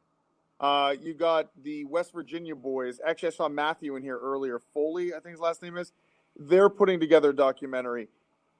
People are out there trying, and I'm not saying I'm not using the word trying as if it's not working. Like they're trying, like they're working at it, and it's always, I take note of all these teams, and man, dude, you got my support, because if you're willing to put the work in, then it really means something, So, anybody in the game that wants to actually put work, if you're willing to put down the arguing and banging your chest and thinking you got a big stick, and you put in the work, to me, that's having the big stick, So, but I'm sorry.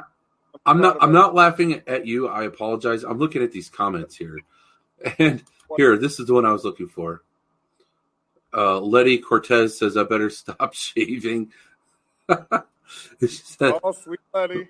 the call it the night matter. I don't know. Melvin said nightmare.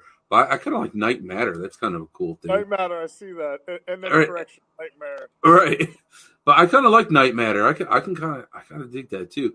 And then you have a comment down here of here. She said, I guess I'll never be where is it? Hold on, where'd it go? No, I can't find it. Here. Is it? Why can't I find it? I can't find the comment. She's like, I guess I'll never be here it is. Holly. I guess I'll never be pro Lesai. We were talking about the beards. Is that the beard. I think that's what when we were all talking about the beards, that's what she said that. Someone else said they should grow a beard. So she's like, I'll never be a pro because I can't grow a beard. Well, you know what? I had a Native American medicine man once tell me that Native American men had long hair because the long hair, they felt like it adds to the energy. Now, women typically have long hair. So you don't need to have this facial hair to get that. You're a girl. It's like in the Jewish religion. Girls don't have to have a bat mitzvah. That's an American thing. They're already considered holy. You don't got to worry about it. Fascinating. The more about it. I went there. I'm sorry. I feel like, no, it's, I can say I can show correlation, because I think, how many investigations have I brought the beard into play? Last 3 investigations, I think I brought the beard out. And those are actually Monroe House, I think, was when I first, can't remember when I went from being a boy to a man.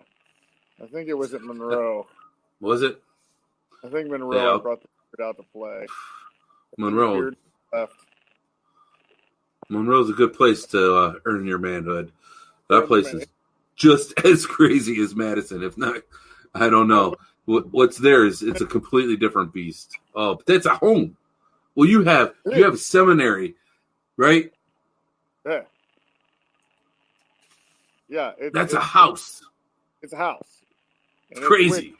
I went in a boy, I came out a man. Right. That's Monroe House, dude. That's a house, right? Oh. Yeah, it's wicked, dude. It's one of those things. Like, I don't know what it is about it. I think, like, again, we were saying that about even Hinsdale House. Like, there should be like a mecca, or not a mecca. What am I looking like? A pilgrimage of investigators. Like, you kind of need to go through the circuit, and there are definitely some locations you got to hit, if not all of them. But there are certain ones that I think can really add to some valuable lessons. And definitely. Monroe's there, Hinsdale's there, and of course we always got Madison. Madison ain't going nowhere, but yeah, there's a lot. So for sure, and I feel like investigators, all of us, need to work together, whether for making videos or just going out investigating. If we share our experiences and we're open-minded to someone else experiencing. There's one time I reached out to a team and I wanted to compare. Someone told me that they had experience that was similar to mine. So I reached out to another team. I'm like, hey, I just kind of want to swap stories. I've been an investigator for a long time. I just want to swap stories. So I tell them my story. And this is all through Messenger app. And they responded back like they're like giving me like advice, and they're like kind of like putting down what I was saying. I was like, no, wait a minute. I think you're misunderstanding what I'm doing here. Now, I'm not looking for an explanation. I want to compare notes. This is what I experienced, I don't want you to debunk what I experienced. I know what I experienced. I don't need you to tell me what I experienced. I want to know what you experienced, and I want to swap stories. I want to learn from you. And you might learn something from me. But they didn't want to do that. It sucked. It sucked. Why? Why are some people like that? It sucks. This isn't a competition, is it? Well, it's human nature, though. This actually makes me worry about the apocalypse because right now we have a civilized community or a civilized society. We think it's pretty civilized, but once the electric fails, the grid fails, and all those kind of things, you're going to see people act odd. Like there's going to be competition for resources and things like that. Unfortunate. This isn't just me talking Walking Dead. This is literally a nightmare scenario that I remember in counterterrorism and international security stuff we talked about. Like you have to prepare for these things and how people are going to act irrationally. And it is like when they talk about paranormal unity, we kind of trash the community saying that like people can't get along, but honestly, that's just human nature. Everywhere you are is competition. You could have it in horse showing competitions. I guarantee they're very petty. You can have it in ballerina classes, the parents being a certain way. Humans especially, I don't know what it is. It's very difficult sometimes to collaborate and do all that. And I'm not exactly sure why. It's just human nature. And I wish I had the answers for you. There's a lot of factors that come into play. And I don't know. I could go on and on, like a universe of possibilities of why people are acting the way they are. But they're only hurting themselves. Had they realized collaborating with you would be a huge play. Like it even opens up the doorway. You know, they must be a secluded network of individuals. Imagine had they opened conversation with you, could have led them to all hanging out with us. You know what I mean? Like working together has its rewards. Right. But that's a shame. And I don't know, or even the I'm better than you attitude. Like I listened to you all night and a lot of things you've said have been enlightening. A lot of things that have been commented are very enlightening where I know I'm not the say-all. And I tell people at Madison this all the time, as call me your captain, whatever. I take the democracy stance. Like I love everybody talking about it, see how everybody feels.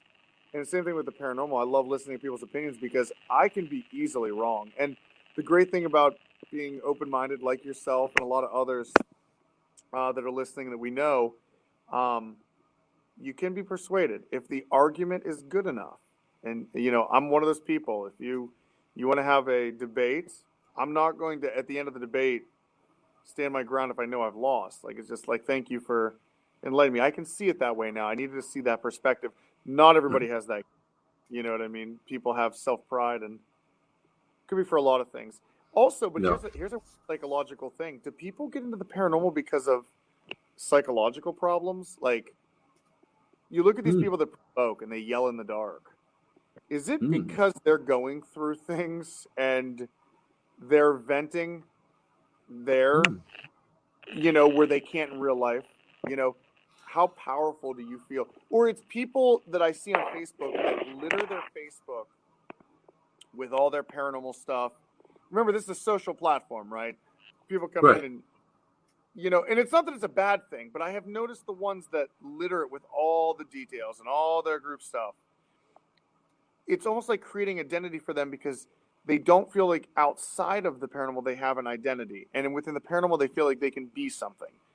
And again, this is just psychoanalyzing stuff. This is psychoanalyzing people I meet. And I can say this because I see a lot of people, a lot of independent people outside of our network come in, and I'm an observer. I naturally look at people, and I think to myself, like, your behavior is interesting. You know, I look at those things, like, why are you acting this way?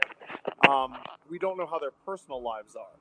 But I remember back in, like, early years, 2012, watching a group of people, and I won't mention where this was at because I don't affiliate with any of these people anymore, but I remember watching a Wolfpack mentality where we were at an undisclosed location, very popular location, and everybody started hazing and provoking what they thought was a doctor who may have been hurting patients. But again, we don't have any proof on this.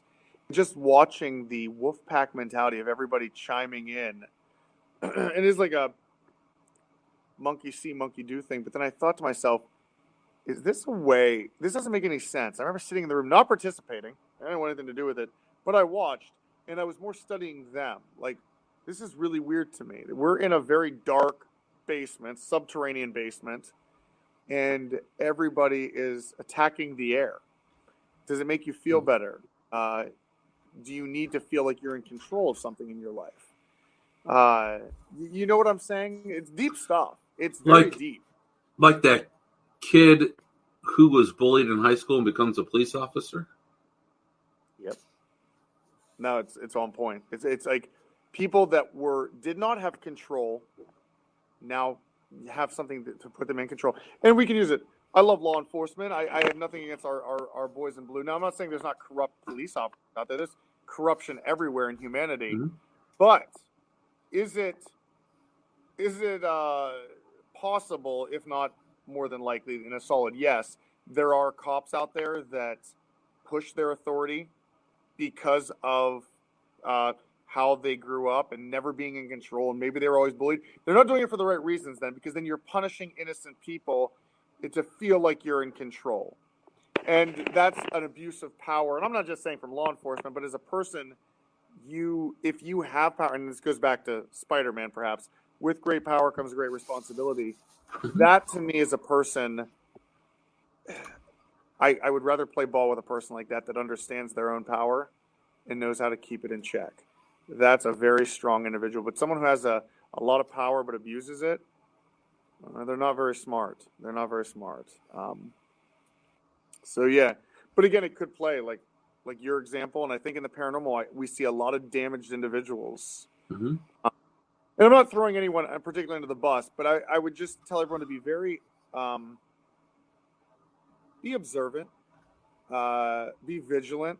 Maybe when you see other people in the paranormal, maybe you'll start noticing it a little bit more. Like that's why we're seeing a divide in this. It could be people are clinging onto the paranormal for other reasons. Because let's face it, dude, tomorrow someone can enter the game just by buying a camera and doing stuff and immediately dub themselves an expert or dub them as this is what I do now. I'm awesome. There's no initiation to this field. Anyone can enter and anyone can promote themselves however they want. So I guess, it's a problem. Yeah, I mean, I think that you're right. I think a lot of it is, people do take this as an opportunity to feel important, and but with that, that I don't know, we've all had that coworker, right? It's like he's not your boss, but he likes to act like it. It's like, it's a matter it's that psyche, like you said. You want to feel important. You want to feel like you're a part of something. And I think that's one of the reasons. Another reason why you're a good leader is because you make people feel important. I mean, you show your appreciation and you show how their work is important. And so that, so I think that you're right. I think that's what a big part of it is. People need to feel like they're important. They're smarter. They're better. And they're bigger. It's like that bully mentality. It's like, I'm going to knock you down just so I can feel a little bit higher, type of thing. And these things, maybe these people never knew. Well, I know what humility feels like. I know what it feels like to lose. I know what it feels like to have nothing. And,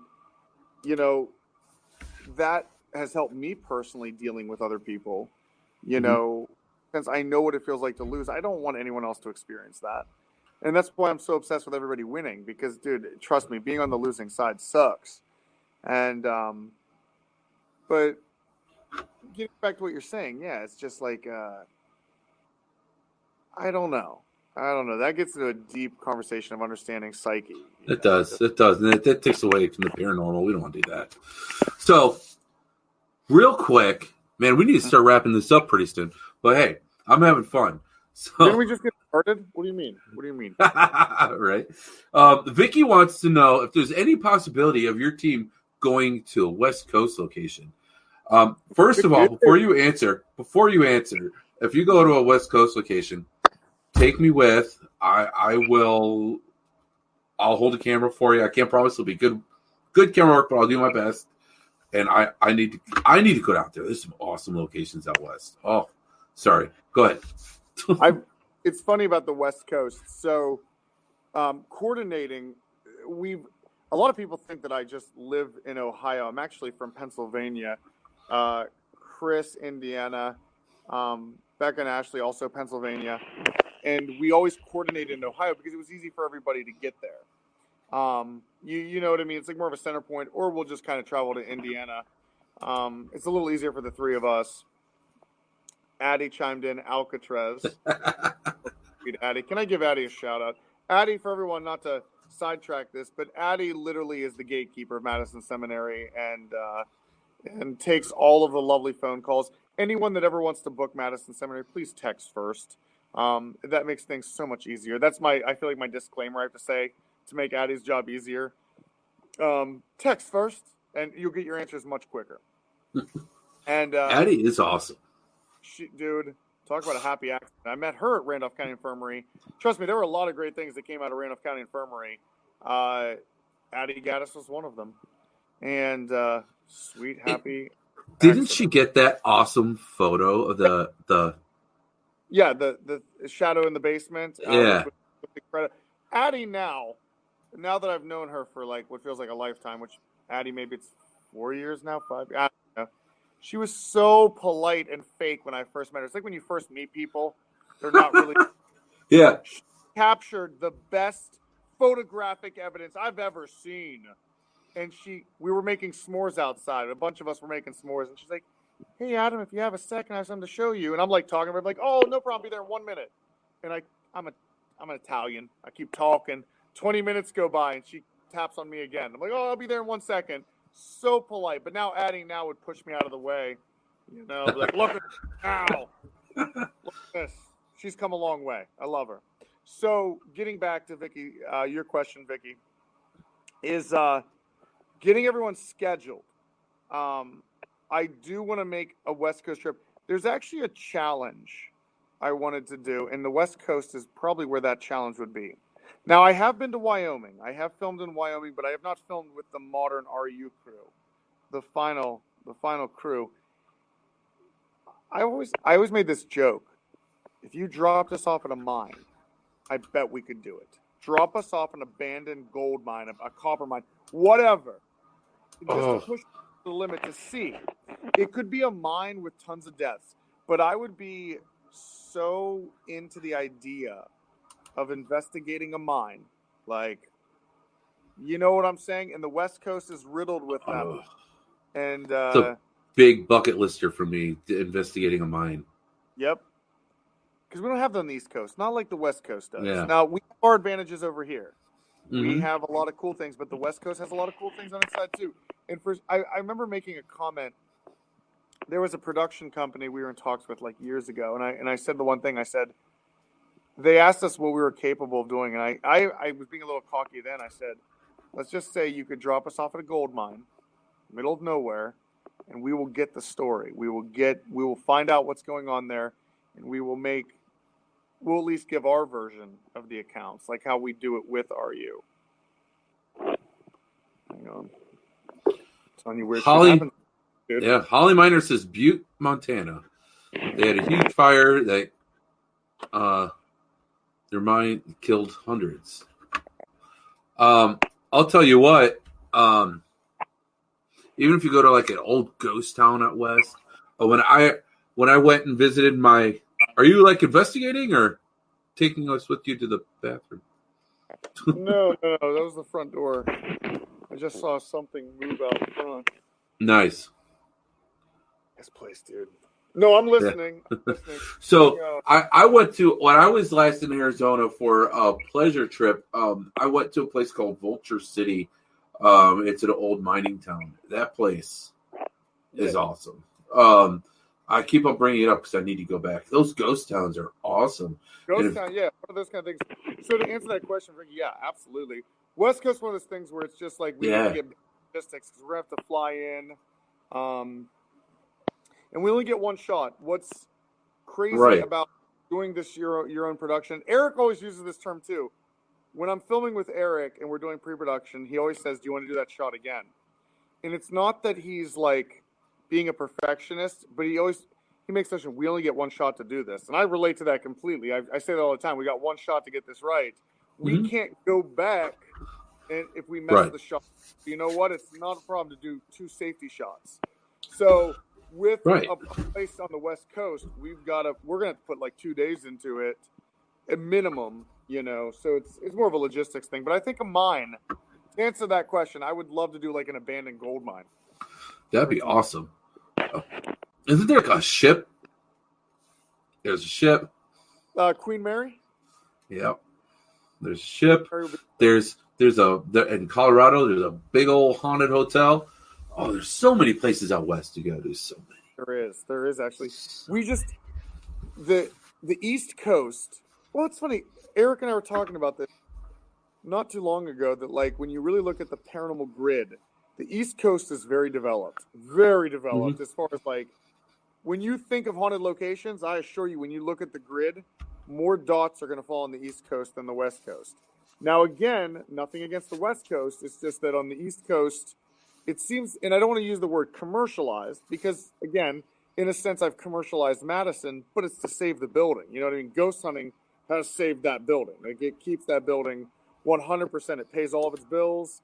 It makes upgrades to it, where you don't see that kind of commercialization on the West Coast. But a lot of gems over there. A lot of gems. They just don't get enough attention. Yeah, it's hard though. It's how do you do that? How do you get these? I mean, even out here, I mean, there's a lot of locations that really struggle. They try to have events and they struggle. So it's hard. I think the key, and if any location owners are listening, I know the code. You know, crew's important, and I will say this. It was funny. I was just talking to April today, and I was talking about other locations. We talk about tons of stuff. Everybody, we all chat, but some locations the owner tries to be the kingpin and doesn't really appreciate people coming out to help. Kind of like how Randolph County Infirmaries ran. It became a military state, and you're not appreciating your crew. Step one, you got to have a good crew, and you got to appreciate your crew. You got to give your crew perks. You know, Sean and everybody, like, the Mad Crew gets perks, access to this building, a lot, and especially even after flashlights, you have access to the whole thing. It becomes an exchange of time to currency kind of thing. Like, that is the currency, having access to this building pretty much whenever you want. And there are locations that don't allow their staff to do that. A lot of the crew has keys to this building. They can, and I've even said to the crew, if there's no event going on, feel free to come out there. You know, sometimes it's just relaxing to get away and just be there. Secondly, we have a built-in cheat between Eric and I, and even Dave when he comes out. We can film and do promotional stuff heavily at Madison. We're able to film our crew building Madison, renovating the place. And it's not that these other properties aren't renovating, but we live in an age where if it wasn't filmed, it didn't happen. So if you think about it, people know Madison's story because it was so heavily documented, filmed, and released, right? Mm-hmm. So you think about it, they're called promo videos. It shows Shay building the fire system, you know, getting it together, all these things where other locations you don't get to see about their struggles. Not that they're not doing it, but you really need to do that. So maybe get someone on board that knows how to do filmmaking to get that out. And then, because you can have the best property ever, but if no one knows about it, they're not coming. And then it's also important to make sure that you can get your property, I guess, known on a larger platform. And that end game would be a television show, you know. And Madison's been lucky. Madison's been on TV. Now under our watch here, it's been on TV 3 times, national television. Oh, 4 times. 4 times. And I can't give any details away on this, but we do have another very strong 2020, another TV show. Nice. Nice. So, you know, with everything you just said, this weekend I have an investigation. You want to know where I'm going? Can't tell you. Have I been there? I don't know. Is I can't say. Is it residential or commercial? I can't say. I'm not allowed to talk about it. If they find out if I talk about it, they'll cancel me. Ooh. I promise you've heard of it. I promise you've heard of it. I mean, I just can't say it. I can't. The Conjuring House. I can't say it. It's the Conjuring House. It is not the Conjuring House. That's crazy. So, that's what someone who was going to the Conjuring House would say if you didn't want me to know they were going to the Conjuring House. So I'm literally, I cannot say. Like, it's like, this place is like, man, I want to tell people going to this place, but I can't. Like, what the hell kind of, like, so you don't want people to come. It's what it is. You don't want people to come. You don't want people to come. Yeah, but I ain't going for free. One of my favorite movies. Titanic. Actually, not one of my favorite movies, but I like it. This is a situation where it's the lifeboat, and if you start letting people get into the lifeboat, it's going to sink, right? You get my comparison? I kind of get what you're saying, yeah, but there was room. There was room for two on that piece of wood. There's totally two. There's room for two. That's so true. But like that, I don't get it. Like there's no, they obviously don't care about the publicity. They obviously don't care. Maybe there's legal reasons. I don't know, but I'm legit not able to talk about it. I'm not allowed to freaking take a picture and be like, look where I'm at, guys. Not without written consent. Is this for a TV show? Nope. This is like TV show protocol. Yeah. I mean, wow. This is location. Going down again? This is location. Huh? This is this weekend. It's this weekend, yeah. It's crazy. I don't know. I don't get it, but hey, I mean, I'll probably. Oh, I'm pumped. It's a bucket list here for me. So it's just. I just can't believe that I can't do that. Like I think it's, I don't know. I think it's crazy. I think it's absolutely crazy. Like what? Are you allowed to share stuff after? Not without written consent. Are you working for the government? I would probably be making more money then. Then again, maybe not. You've already said too much. Yeah. It's all right. It's at the minute marker of 3 hours, 27 minutes. I know, right? It's buried. It's fine. Right. No. I mean, it's whatever. I mean, I didn't say the place. I'm saying I'm going on investigation. It could be anywhere. So it could be anywhere. I don't know. Did I say too much? I don't know. Maybe I pushed it. I'm out here on my podcast, and I'm saying, dude, if you end up seeing me and you're like, oh, he was talking about me. Sorry, dude. Freaking let me talk about it. This is I mean, seriously. What if I get that groundbreaking piece of evidence? What if I get a full figure apparition? No. In your defense, as your defense lawyer right now, it has been vague enough that everything is fine. I appreciate it. All I know is you're going to investigate this Saturday, and then you can't speak it. Yeah. I'll be your lawyer any day. You're fine. I appreciate it. Thank you. It's always good to know someone who will stand up for you in court. Because, man, I don't know. I just think it's bullshit. But, I mean, or I don't know. Whatever. Moving on. Because now I'm down that rabbit hole. My brain has just been stuck on it. And like that there's this part of me that likes to, okay, Tool's one of my favorite bands, and one of their songs, they say, think for yourself and question authority. And I'm just like, I really want to go against authority right now, and it's just because, just to, I think it's so stupid. You know what? If there's one thing politics taught me is it's play the game. Yeah.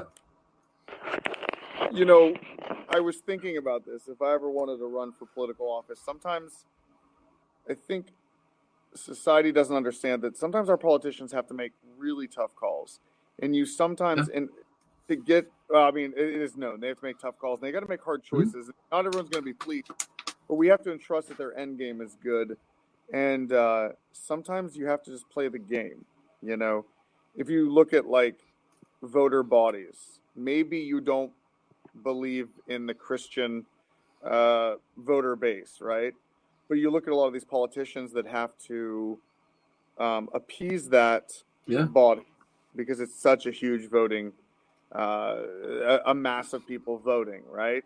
When it comes to gun rights, the NRA, you get a lot of voters. You gotta support gun rights because then you've got all those voters with the NRA and all that. You know what I mean? So in this case, what I'm saying is, though, you will have to play ball Yeah. in order to achieve a better end game. You're not gonna like it now. 100%. I mean, I just, in the end, I'll be able to have bragging rights behind closed doors, whatever. Fair enough. Fair enough. So, Melvin wants to know, are there any places you guys refuse to investigate or a place that gives you really uneasy feelings?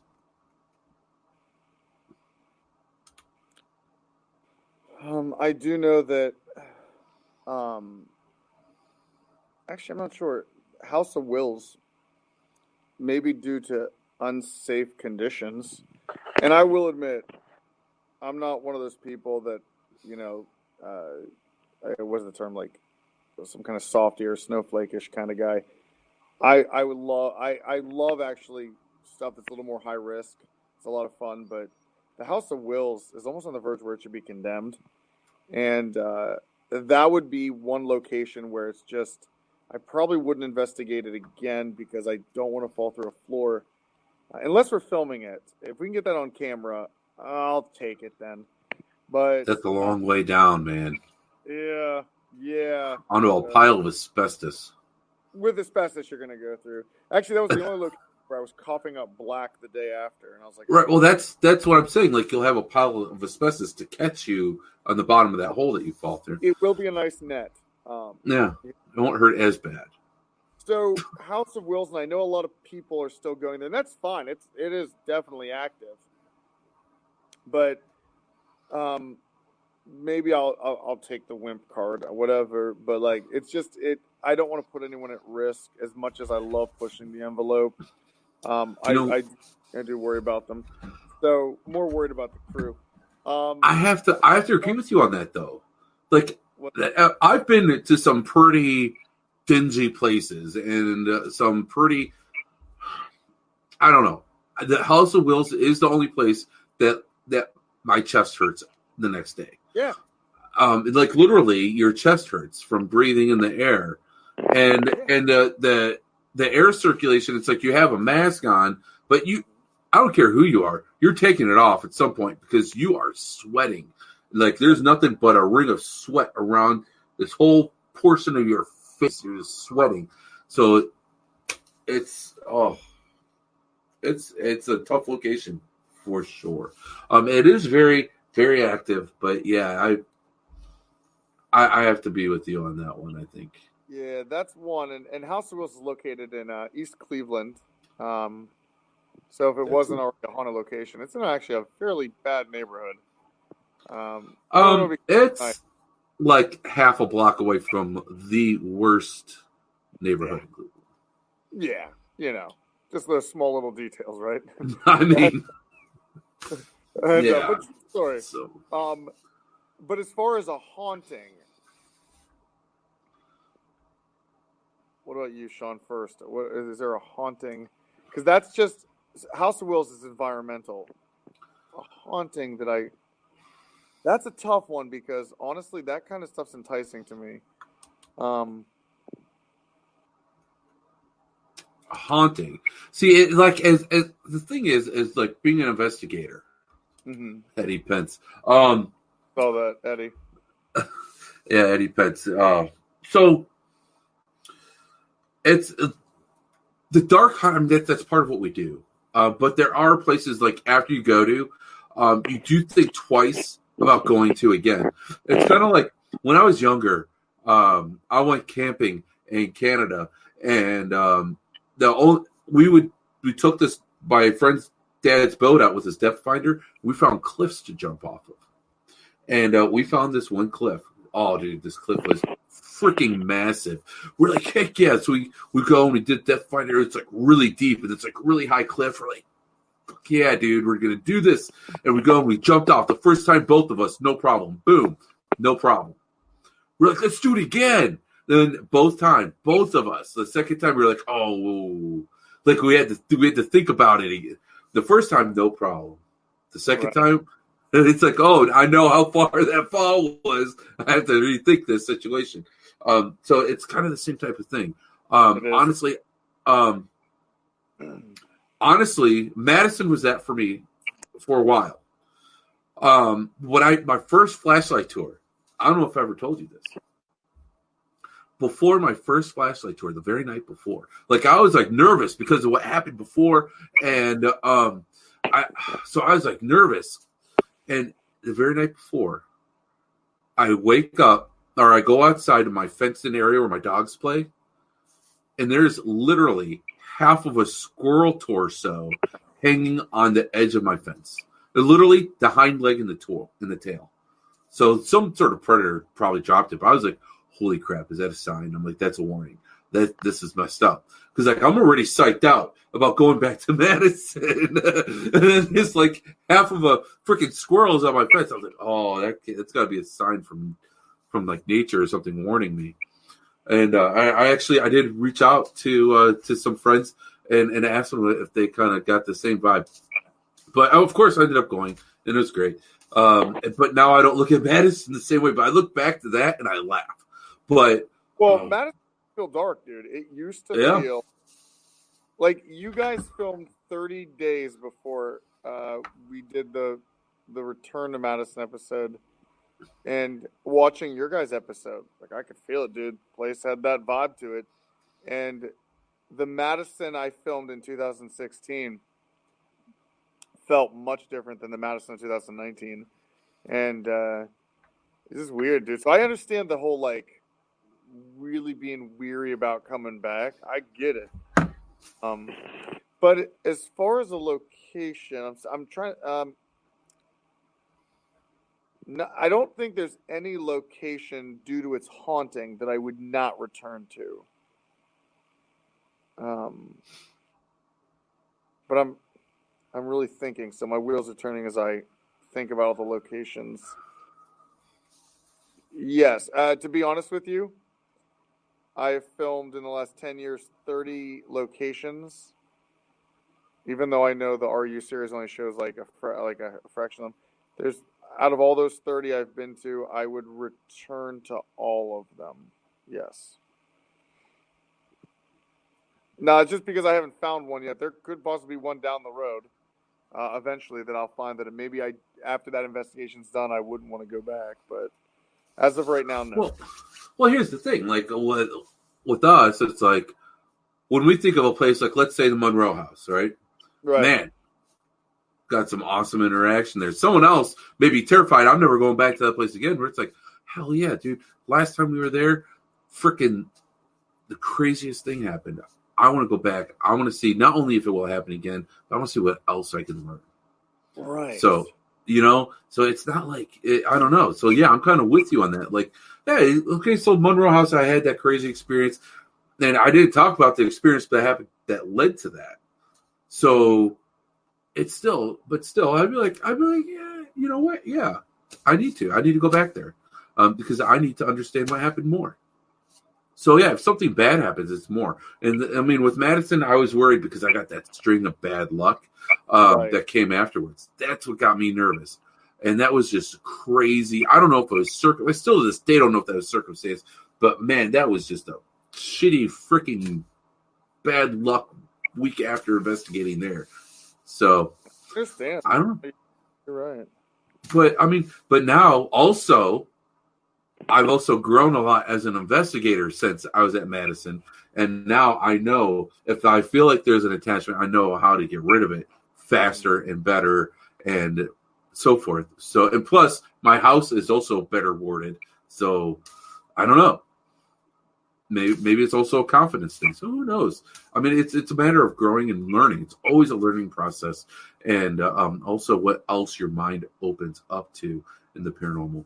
Because who knows? I seriously believe that being involved in the paranormal does open you up to more things. I honestly believe that, and I actually just watched Zach Baggins, and he said pretty much the same thing. I was like, wow, it's been a really long time, not to put him down, but it's been a really long time since he said something that resonated with me and that I really agreed with. When you are involved with the paranormal on a constant basis, it does resonate in you, and it does change something inside you. It's like it opens you up to something that maybe a normal person wouldn't really be. I can get behind that statement as well. It does. And I don't know how to explain it, though, using words. You kind of hit it on the nail with saying that it does resonate with you differently. Like, who I am now and who I was 10 years ago, they're light years apart. Right. These experiences and everything change you. And maybe it's because we've taken a lot of lessons from these locations, right? We've taken a lot of game experience. If this was a video game, we've acquired much mana points. But it's just taken. I don't know. You're right. It does do something to you. You also, I don't want to use this weird term, but like you do acquire new abilities. Like your body, as you are an empath, you're sensitive. You already have a lot of those abilities, but they build on as well. Like you can have the gift, but I'll tell you what, when you have these places like this, that really helps you hone those abilities better.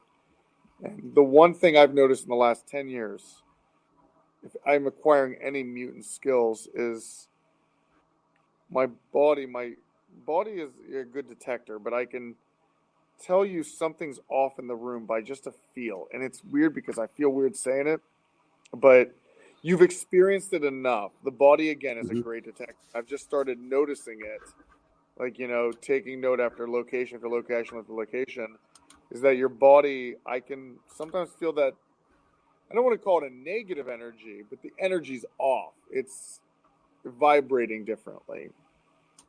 But that's all I can tell you. I can just tell you that things just feels off in the room. Something's off balance. Well, you get familiar with it, right? Right. You're familiar with how energy feels. And that sounds so weird. And it is weird. It is. It's not to us. To someone else, it's weird, though. And you know what? I was actually trying to explain that to my kids. I said, calling somebody, there's no real such thing as weird. Because what's weird to you isn't weird to me. So to call somebody weird, really, you're not really saying much, because it doesn't. It's like normal, right? We're going down this rabbit hole. There is no real normal, because what's normal for me is not what's normal for you. It's all perspective. Exactly. It's all perspective. So it's not. I don't know. I try, and we all say like, yeah, it's weird and stuff. But you know what?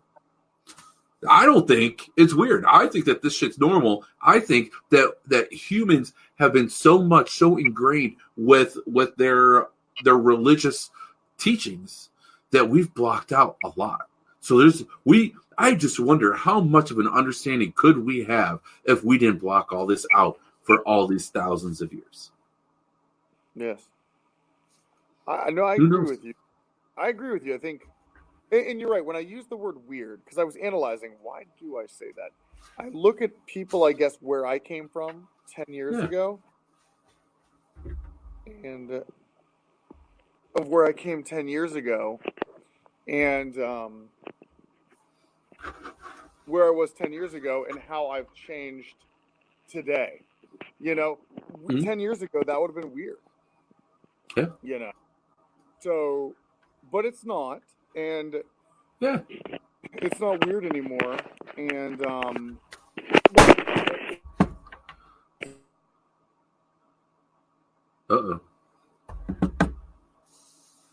And sideways. We're losing you. Oh, there? Okay. Yep. Yeah. Drop my phone. That's why I think it's weird, because 10 years ago I would have never said in a conversation I can feel energy when I walk into a room. Right. You know? So like, I wouldn't either. yeah, it is. So that's, I think, when I use that terminology, I look back at trying to explain that to my past self. Like, I'm coming from the future. I'm like, dude, in a decade from now, you're gonna be able to walk into a room and feel that it's off. 10 years ago, I'd have been like, what happened to me? What Right. happened? So like, Right. yeah.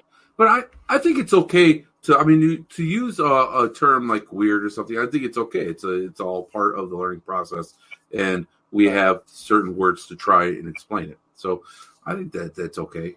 Melvin has another question. Now, I don't know if you've met or heard of Melvin before. He has his own podcast, and it's actually really good. So this is why he comes up with such great questions. So this one's a long one. He says, now, since you mentioned the paranormal opens you up on a different level, are there days you wish you weren't as open, or if there are some things you would have preferred to be ignorant to? Because I only imagine being around so much energy is draining, but also fascinating. Also, do you think our ancestors had the same openness that you are developing since they were away from technology and more tuned with energy?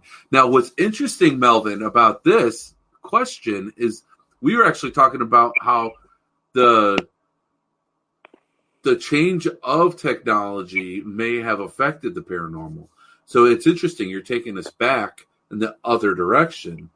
So it's very interesting that here we are like 3 hours later and we're going back in the other direction with this. So what do you think, Adam? Do you think, you mentioned that you are sensitive into energy, so you can walk into a place and tell if it's really active or not.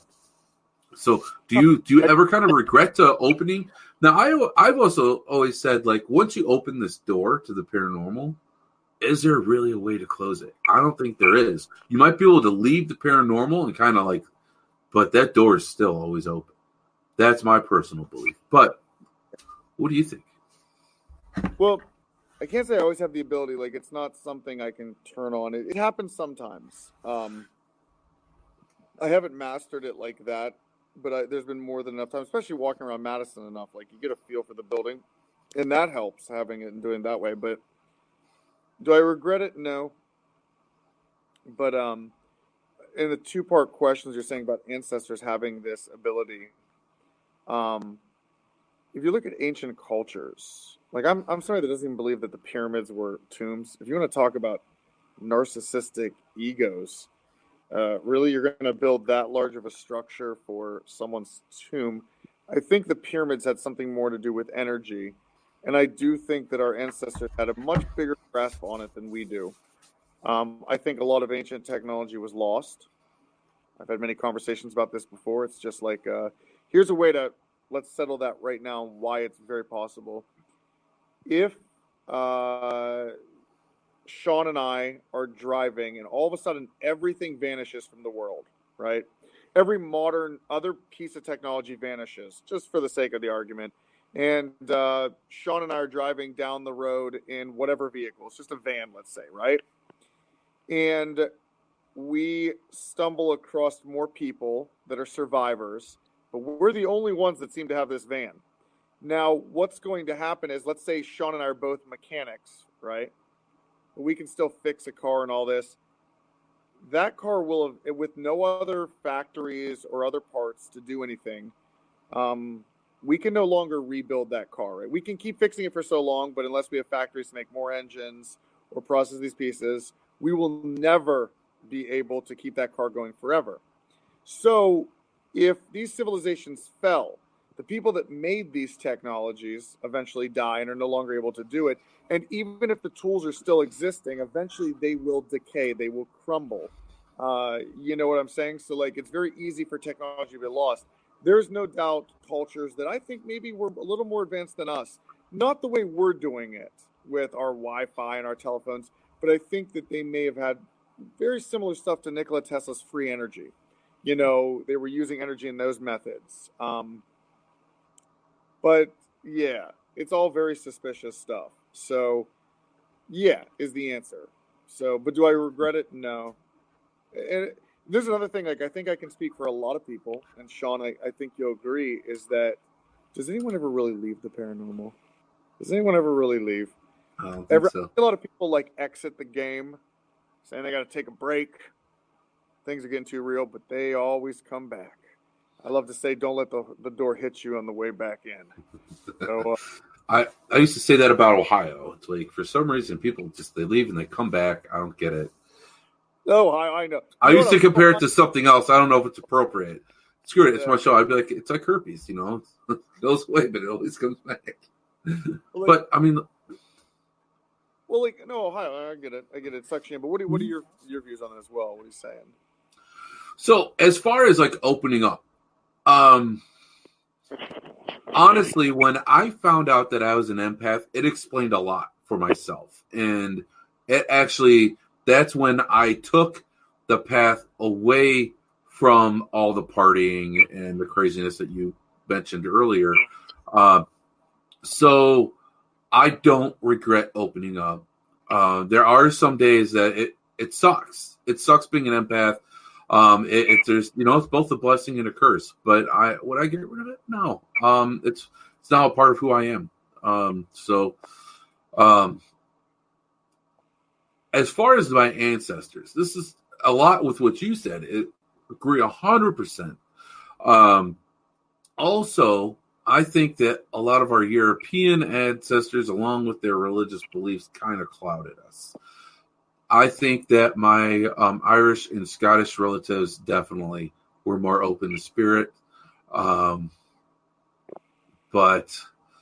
I think that, you know, things happened where, you know, it's like, oh, nope, that's evil. Can't do that. It's not okay. And then, you know, they start doing witch hunts and all sorts of things, right? So it all got cast aside to the underground. So I feel like yeah. I think that without technology, yeah, we probably were more in tune, but people were also more fearful. So how much of it was accepted? There's a lot of times. I mean, back then, if we were investigating the paranormal in the early 1800s, we'd probably be ridiculed for being witches, and we'd probably be burned at the stake because we communicate with the dead. And it would go against the will of the church, and the influence of the church was much more, was much more felt than it is. Much more aggressive than it is now, at least. Yeah, right. Yeah. And look what happened. Like the Ouija board came around, 1920s, 1930s, right? And then Hollywood jumped in. Boom. Nope, this is evil. And well, you know, it's funny. We can talk about Ouija boards like that. It's funny. I won't say the name of this location.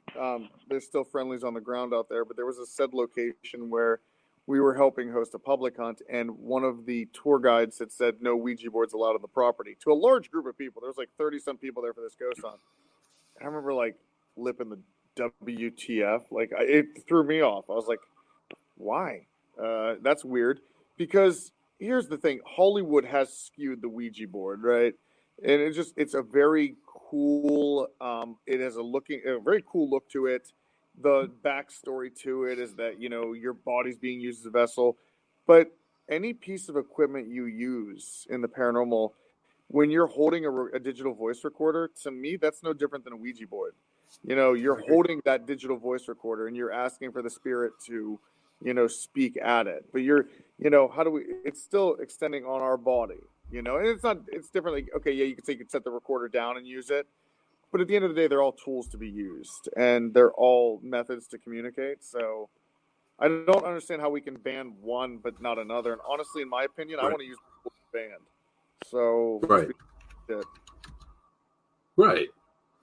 I agree, and it's I mean, but what about those places that they'll let you do the dowsing rods, but not the spirit board, or not let you do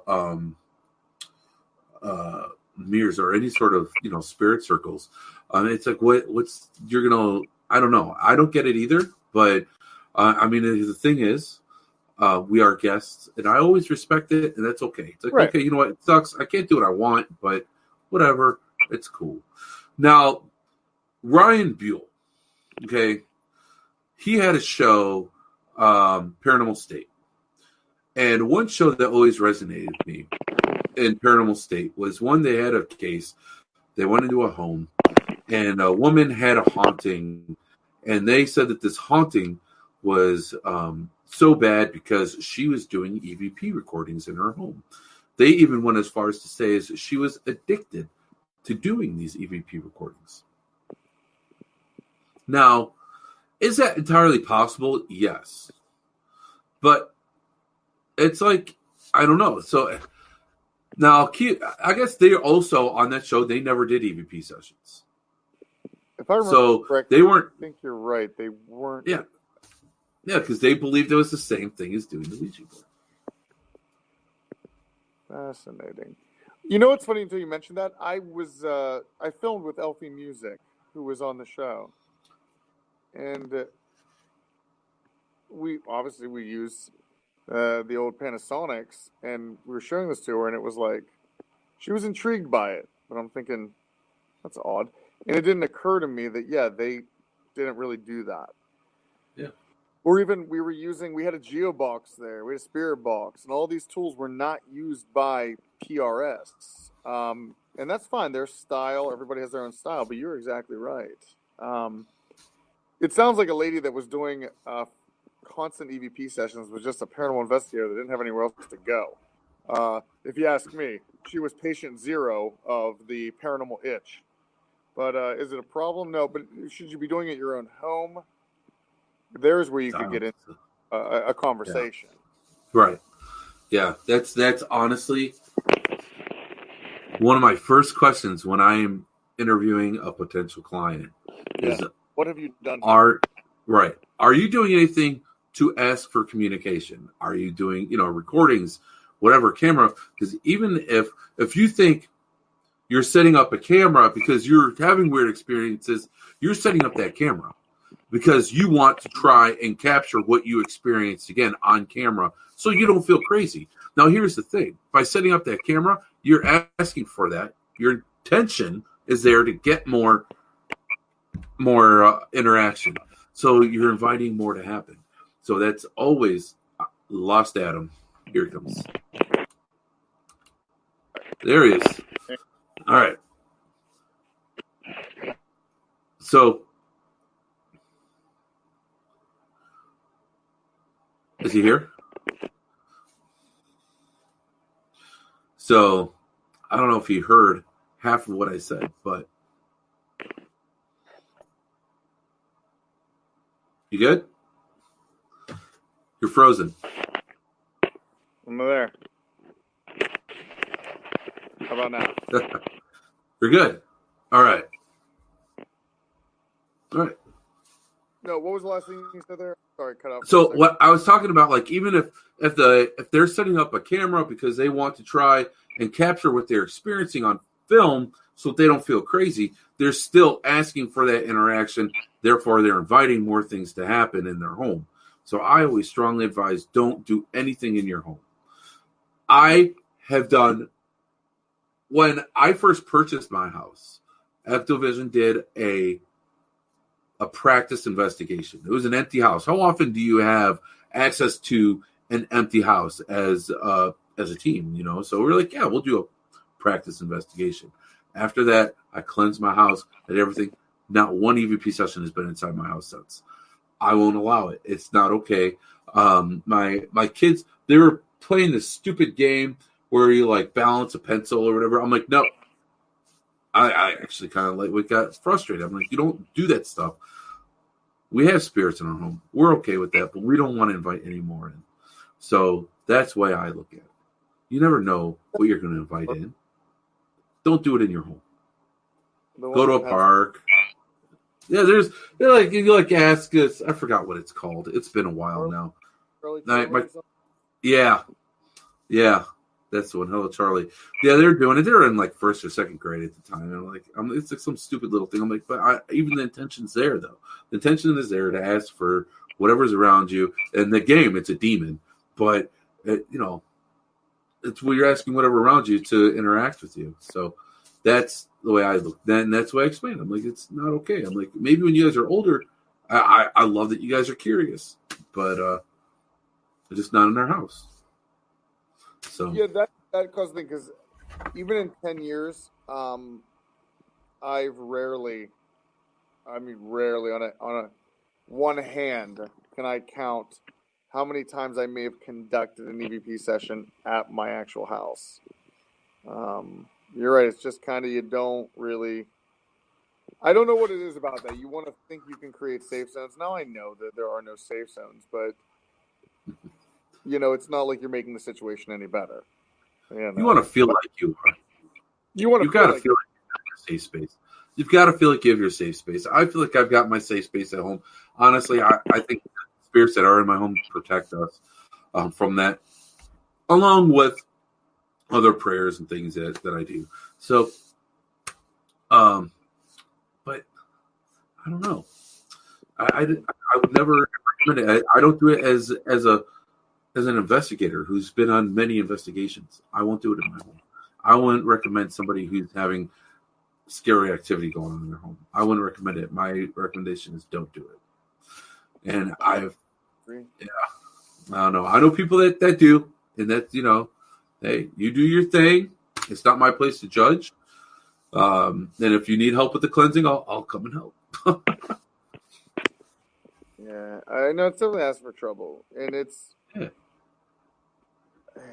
I don't know. It's deep stuff.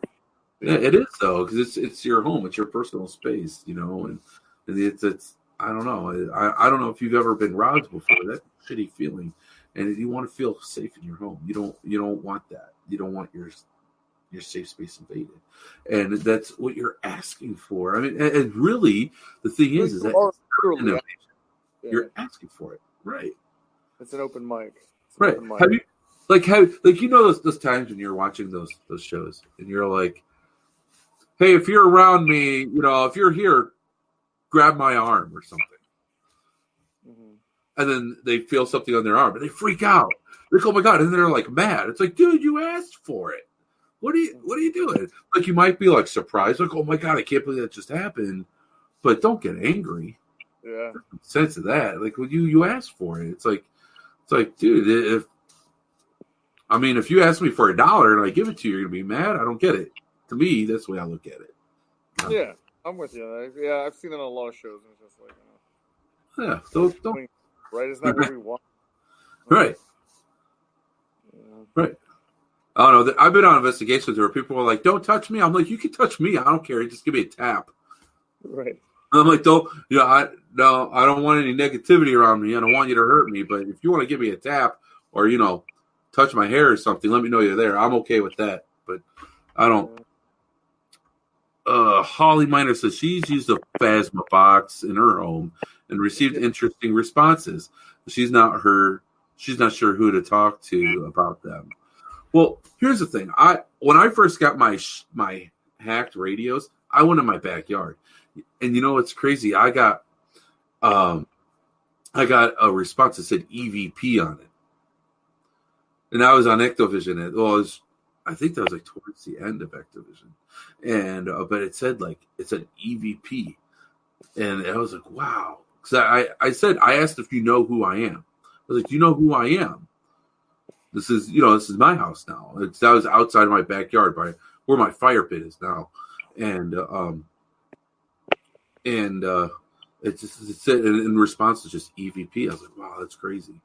So, but yeah, and then at the end though, I said very clearly, I'm like, this was a one-time thing. I was just testing this toy out. I'm like, I don't want any more interaction. You're not welcome. You're not welcome in my home.